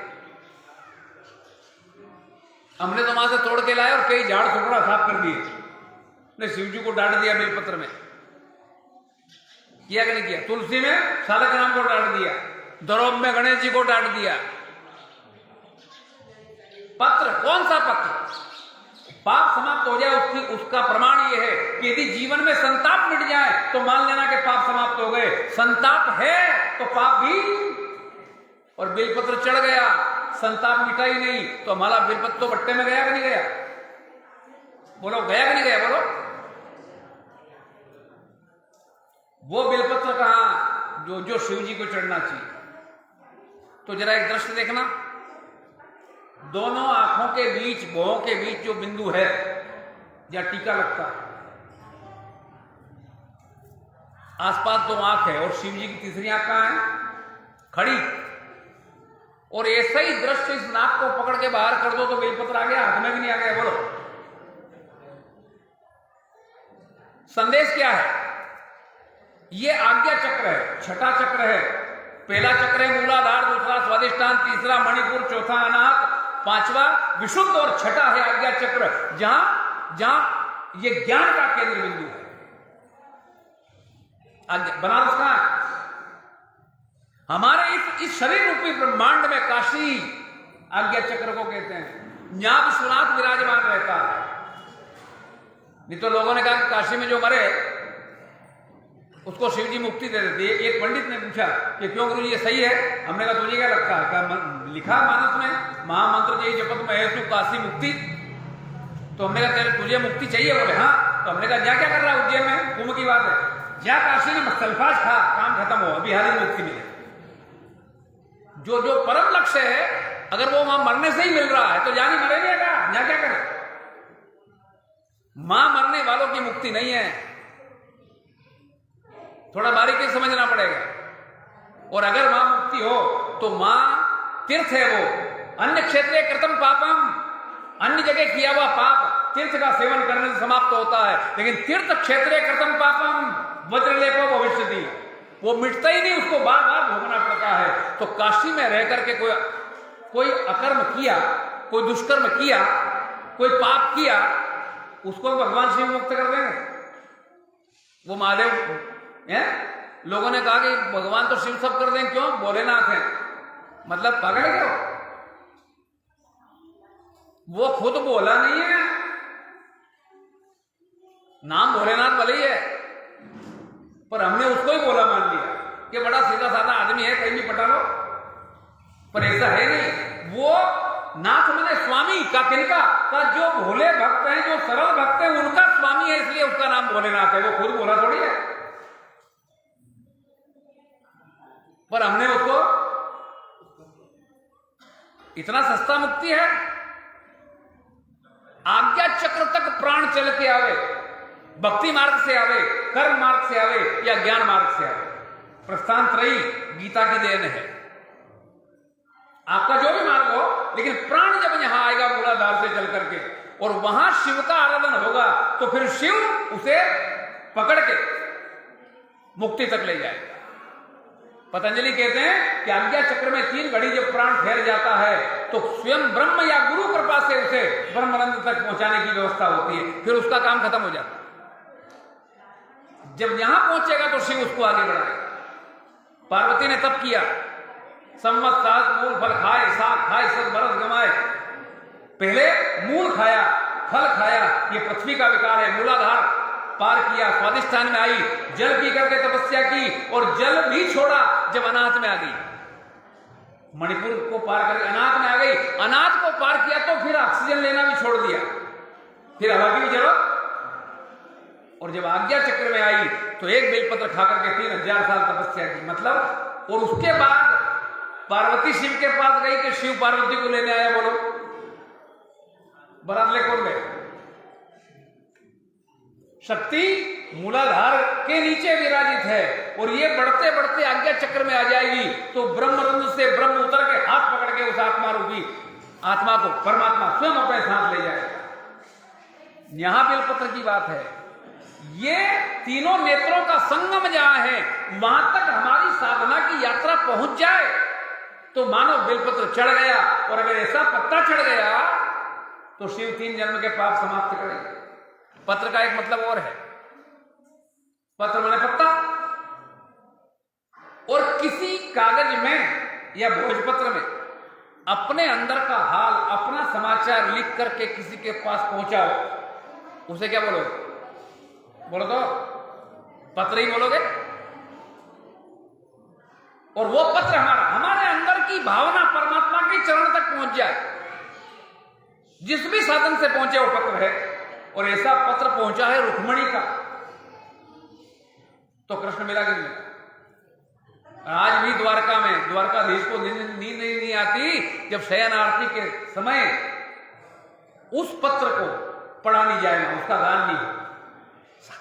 7 श्लोक में है। और उस पत्र का जो भाव है वो मुझे फिल्मी गाने में मिला।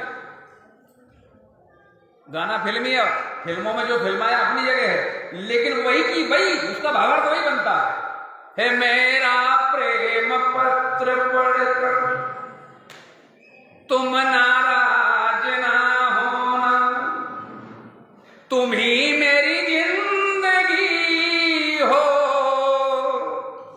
तुम ही मेरी बंदगी हो। 7 श्लोकों का निचोड़ एक पंक्ति में उस कवि ने लाके खड़ा कर दिया।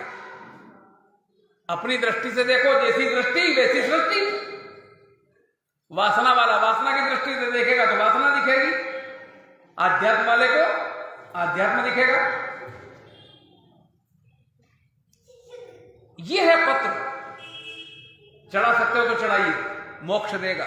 दूसरा है पत्रम पुष्पम, फूल। और फूल का एक नाम पुष्प है, फूल का एक नाम है सुमन, मन। आगे एक शब्द लगाया सु, ये आगे वाला शब्द अर्थ बदल के छोड़ देता। नीति, आगे हाथ लगा दो तो क्या हो जाएगा? अनीति। रास में एक शब्द आया है जिसका बहुत गलत अर्थ प्रस्तुत किया है लोगों ने कि गोपियां कृष्ण के अधरामृत का पान कर रही। अधर माने होठ, गलत अर्थ है। इसी में तो सारा फचड़ा ही हुआ। जरा सोचो, गोपी स्त्री है, ये मान्यता हमारी है, गोपी स्त्री है नहीं। कृष्ण पुरुष है, भले छोटा है उम्र में लेकिन है तो पुरुष ही। एक नर है, एक नारी है। और अगर उसके होठों के रस का पान कर रही है तो होठों को होठों में लेके चूस रही है, इससे ज्यादा अश्लील दृश्य क्या हो सकता है? तो क्या सुखदेव जैसा आदमी ऐसी कथा सुनाएगा जिसको नर नारी का भेद ही नहीं मालूम, और जिसको 3 दिन बाद मरना है, कक्षा काटने आने वाला है, वो ऐसी कथा सुनेगा? लेकिन सुनने वाले ने सुनी प्रेम से है, सुनाने वाले ने प्रेम में भरकर सुनाई है, तो इस वाक्य का मतलब कुछ न कुछ और ढूंढते ढूंढते गुरु कृपा से एक ऐसा अर्थ मिला है इसका, धरामृत न भवती। धरा माने पृथ्वी, अमृत माने रस। पृथ्वी का रस क्या है? विषय रस। आगे है शब्द न भवती। जहां विषय रस नहीं है, इन्हें विषय रस से परे जो आनंद है, उस आनंद के रस का पान कर रही थी, जिसको कहते ब्रह्मानंद। हमने ओठों को ओठों में चुसवा दिया। कलाकार व्यासपीठ पे बैठने वाले लोग हैं। धरामृत न भवती तस्य अधरामृत। हमने गोपी को स्त्री माना। गोपी कौन? गोपी में 2 शब्द हैं। गोपी मेरी पत्नी है। बहुत सुंदर, ताली बजाओ। तो फिर आपको कृष्ण माने, हम कोई मानना ही नहीं है। और अगर वो प्रभाव नहीं होता श्रीमान, तो आप इस गीता भवन में नहीं होते। उनका ही कमाल है कि आपको कृष्ण बना दिया। गोपी को समझिएगा। गीता जयंती के दिन मेरे घर मोती आई। बहुत सुंदर। तो गीता ही आई, इसे गीता का प्राकट्य आज का दिन। गीता मेरे प्रभु के मुख से निकली है, स्वयं ब्रह्म है गीता। गोपी क्या है जरा समझ लीजिए। वो मानो, पर अब आप थोड़ा सा आगे बढ़ के समझो। गो गो गो के अनेक अर्थ हैं। गो माने गाय,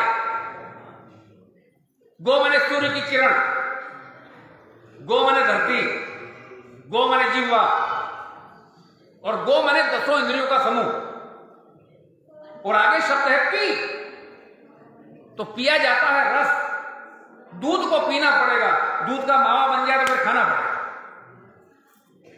और तैत्तरीय उपनिषद कहता परमात्मा कैसा है, तो तैत्तरीय उपनिषद जवाब देता है रसो वे सह, वह रस स्वरूप है और रस को पीना ही पड़ेगा नहीं।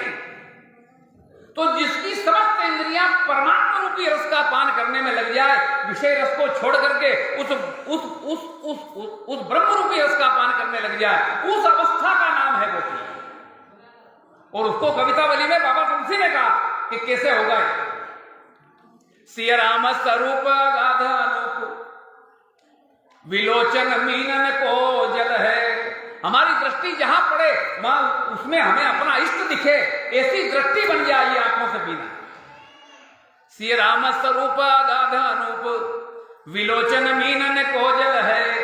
श्रुति राम कथा, कानों को केवल मेरे प्रभु की चर्चा या उचित चर्चा ही अच्छी लगे, बकवास कान सुनना पसंद नहीं करे, ये कानों से पीना है। श्रुति राम कथा मुख राम को नाम, वाणी से मेरे परमात्मा की चर्चा हो या उसका नाम उच्चारण हो, ये वाणी से पीना है।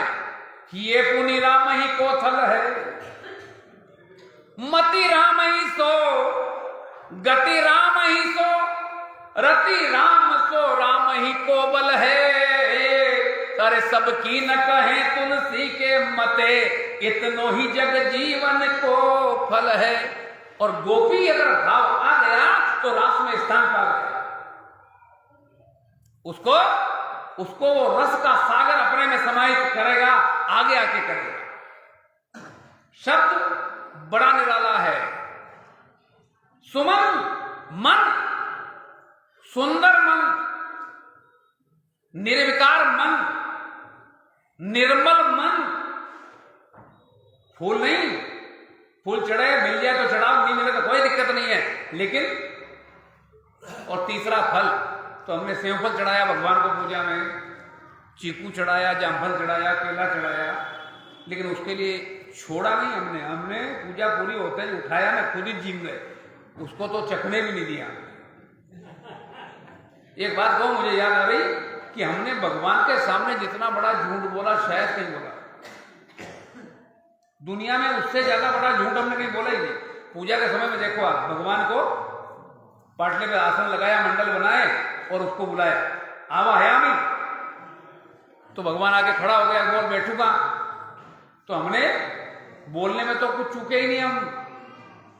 रम्यम सुशोभनम दिव्यम, कैसा आसन लगाया जो सुरम्य है, शोभित है, दिव्य है और बैठने वाले को सुख देगा, ऐसा आसन भगवान तेरे लिए लगाया, बैठ। अब भगवान ने देखा तो वो लाल सफेद कपड़ा, कितना बड़ा झूठ है। अपने लिए गादी कुर्सी, उसके लिए 15 बार लपेट लो तो भी गन्ना में नहीं बने पानी छानने का। और जब वो कपड़े अलग से ही मिलते हैं, पूजा कपड़ा देना, दुकानदार भी ऐसा चूथा देगा जिसका हिसाब ही नहीं। अब भगवान को स्नान कराया, तरवाणे में बिठाया, पंचामृत से स्नान कराया, शुद्ध स्नान कराया। स्नान के बाद कपड़े पहनना चाहिए कि नहीं, पहनना पड़ेंगे। तो भगवान ने कहा कि दादा तेने मिला तो दिया, ठंड बज रही मुझे, कपड़े तो पहना, कहा लाया नहीं। कैसा कपड़ा लाया? सर्वभूषादि के सौम्य लोक लज्जा निवारण। भगवान में ऐसी पोशाक लाया जो आभूषणों से युक्त है, मणियां जड़ी हुई है, तो ला दे पहनू। एक नाड़ा पकड़ाया, चड्डी की नाड़ी भी नहीं बने उसकी। मतलब इससे बड़ा झूठ हो सकता है कुछ? अपना कुर्ता बनाओ, 3 मीटर कपड़ा लगे, और 3 मीटर कपड़ा ले आओ तो गोपाल जी की 50-100 पोशाक बने, पर वो नहीं, नाड़े में दिखाओ। और फिर भी अच्छा, फिर हमारी अकल कितनी बड़ी, भगवान तो भाग के ही भूखे हैं। तो तुम उसके प्रति भाव अर्पित करो ना, वो भी दुनिया का कोई सामान नहीं देने, खाली भाव ही दे दे तो अपना भाव महंगा नहीं पड़ जाएगा?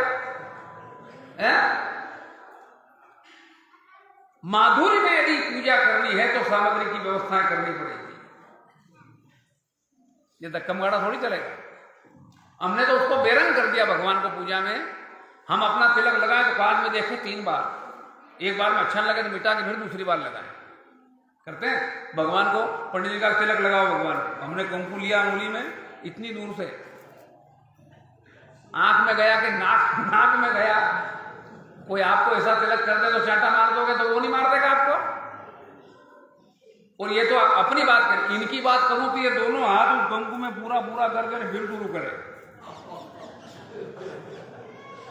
नहीं।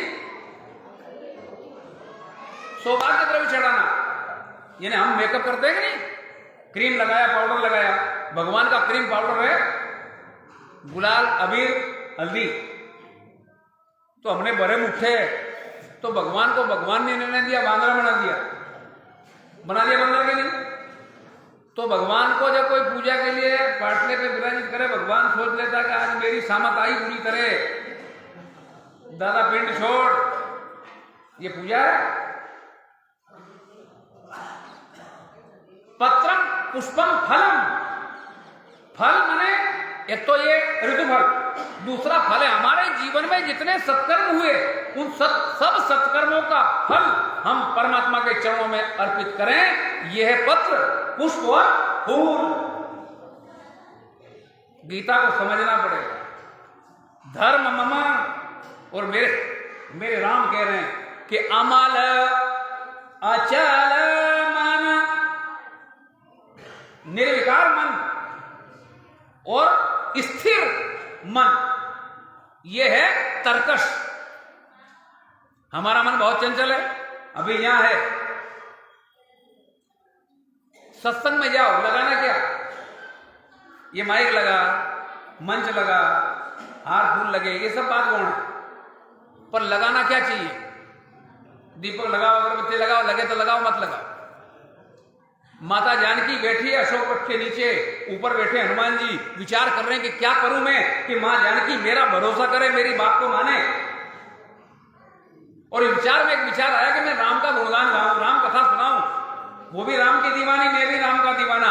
तो राम की चर्चा सुनेगी तो मैं जो फिर बोलूंगा मेरा भरोसा करेगी। और उन्होंने राम कथा शुरू कर दी। वक्ता को देखा ही नहीं जानकी जी ने। रामचंद्र गुण बरने लागा, तो सुनत ही सीता कर दुख भागा। और कथा में लगाया क्या उसने? एक पल में सारा दुख दूर हो गया, एक पल में राम मेरा भूल गई।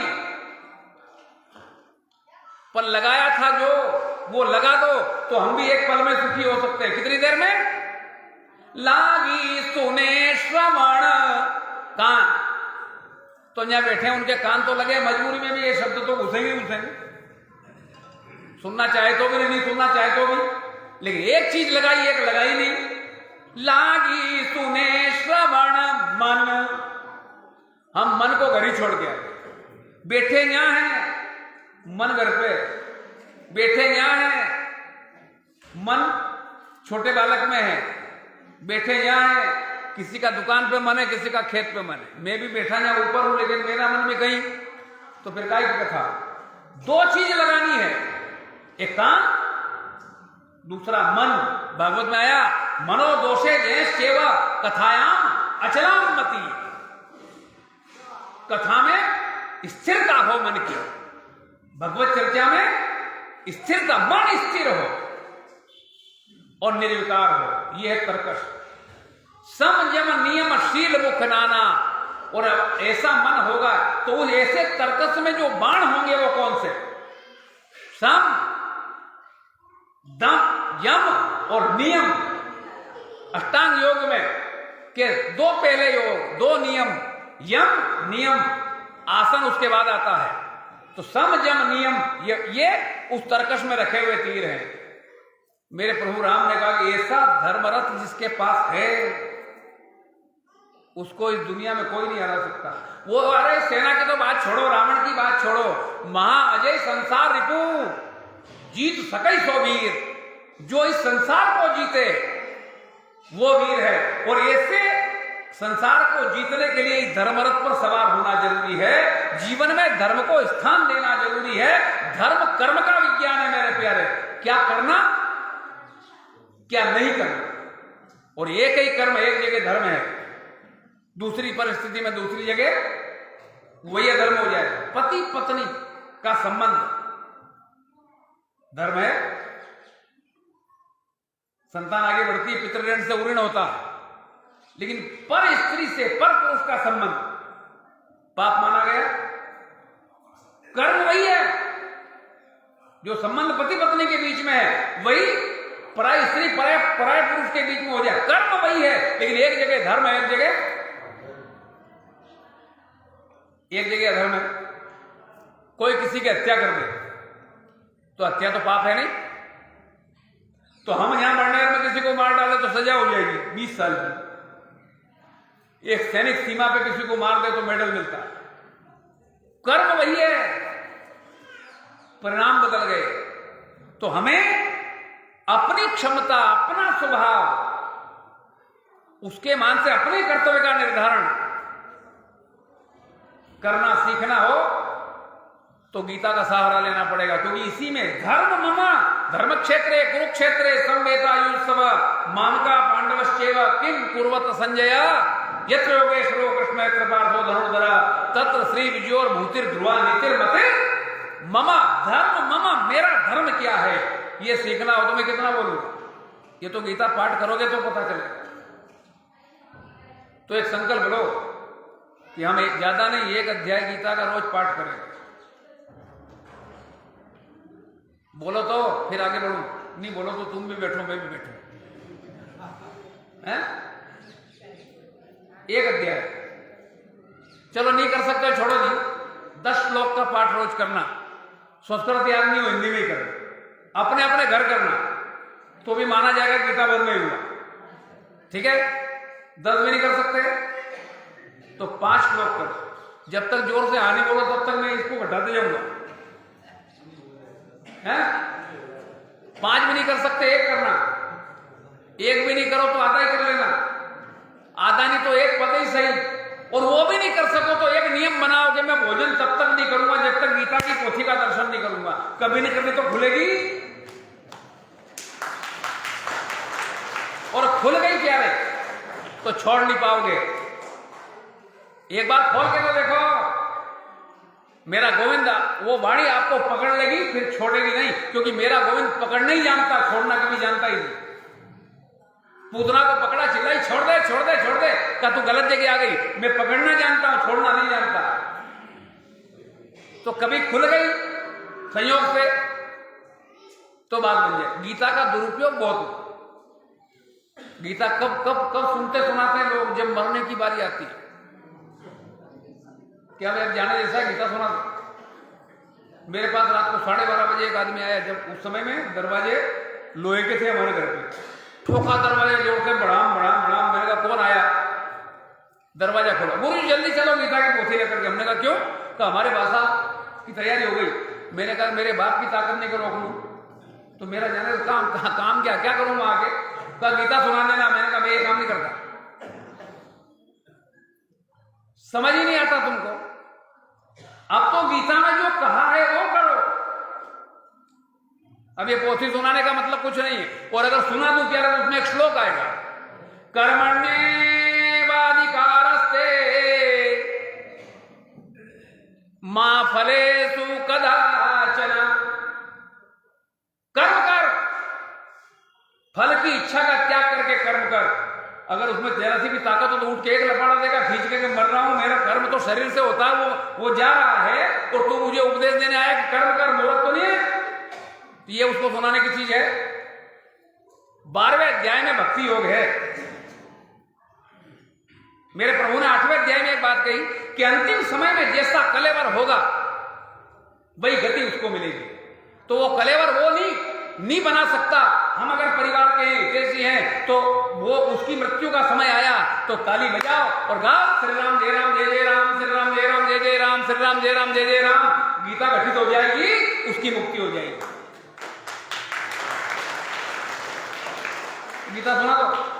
और गीता का पाठ करके पंडित जी गए अपनी भेंट लेके, फिर घर के लोग भिड़े कि बासा किससे लेना देना और बता दो, फिर कंधे में डाला बापड़े को। मतलब वो भगवान को याद करे पर करने नहीं दे। गावड़े कहावत नहीं, बड़ी बड़ी जानदार कहावत कि राम डंडा को काटे पर काटवा ही नहीं दे, आखिर तक पिंड नहीं छोड़ा उसका।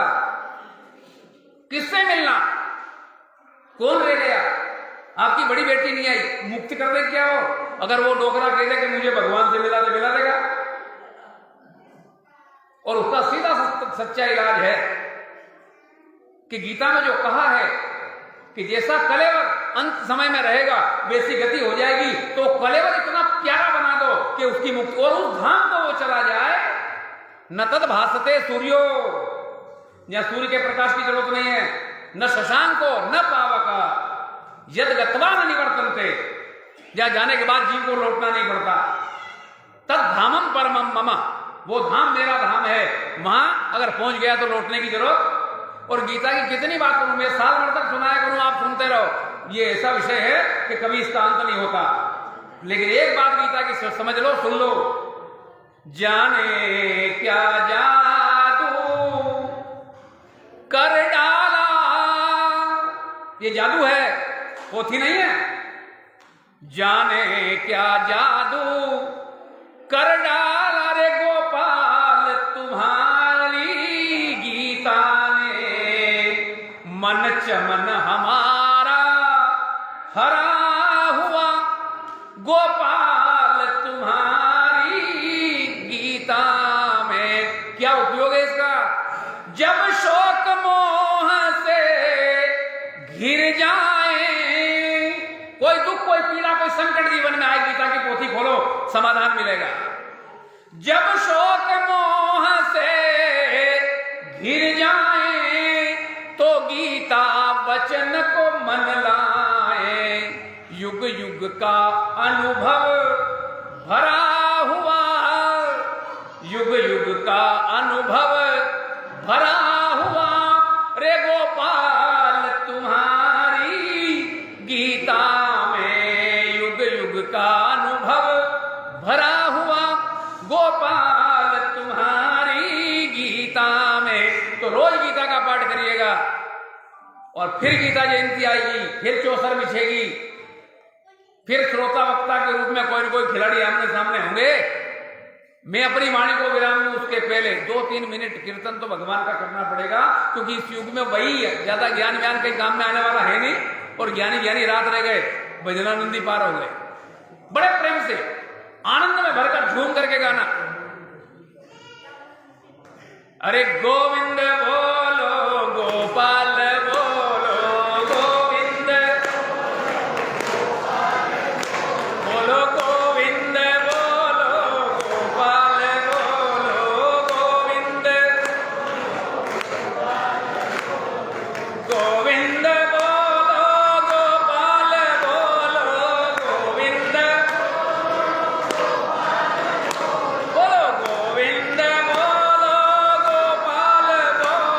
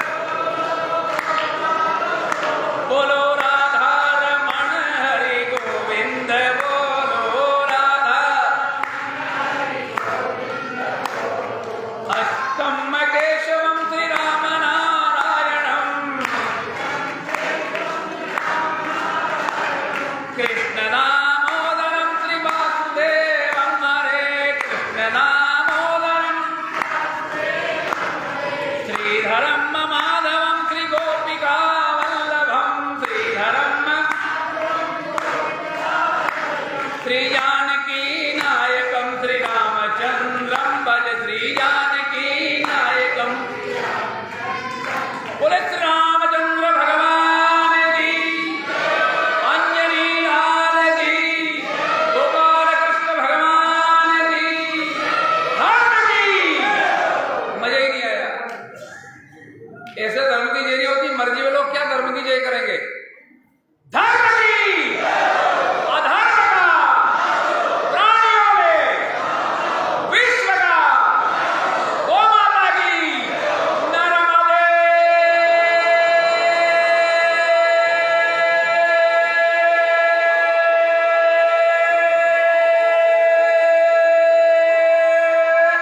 हाँ,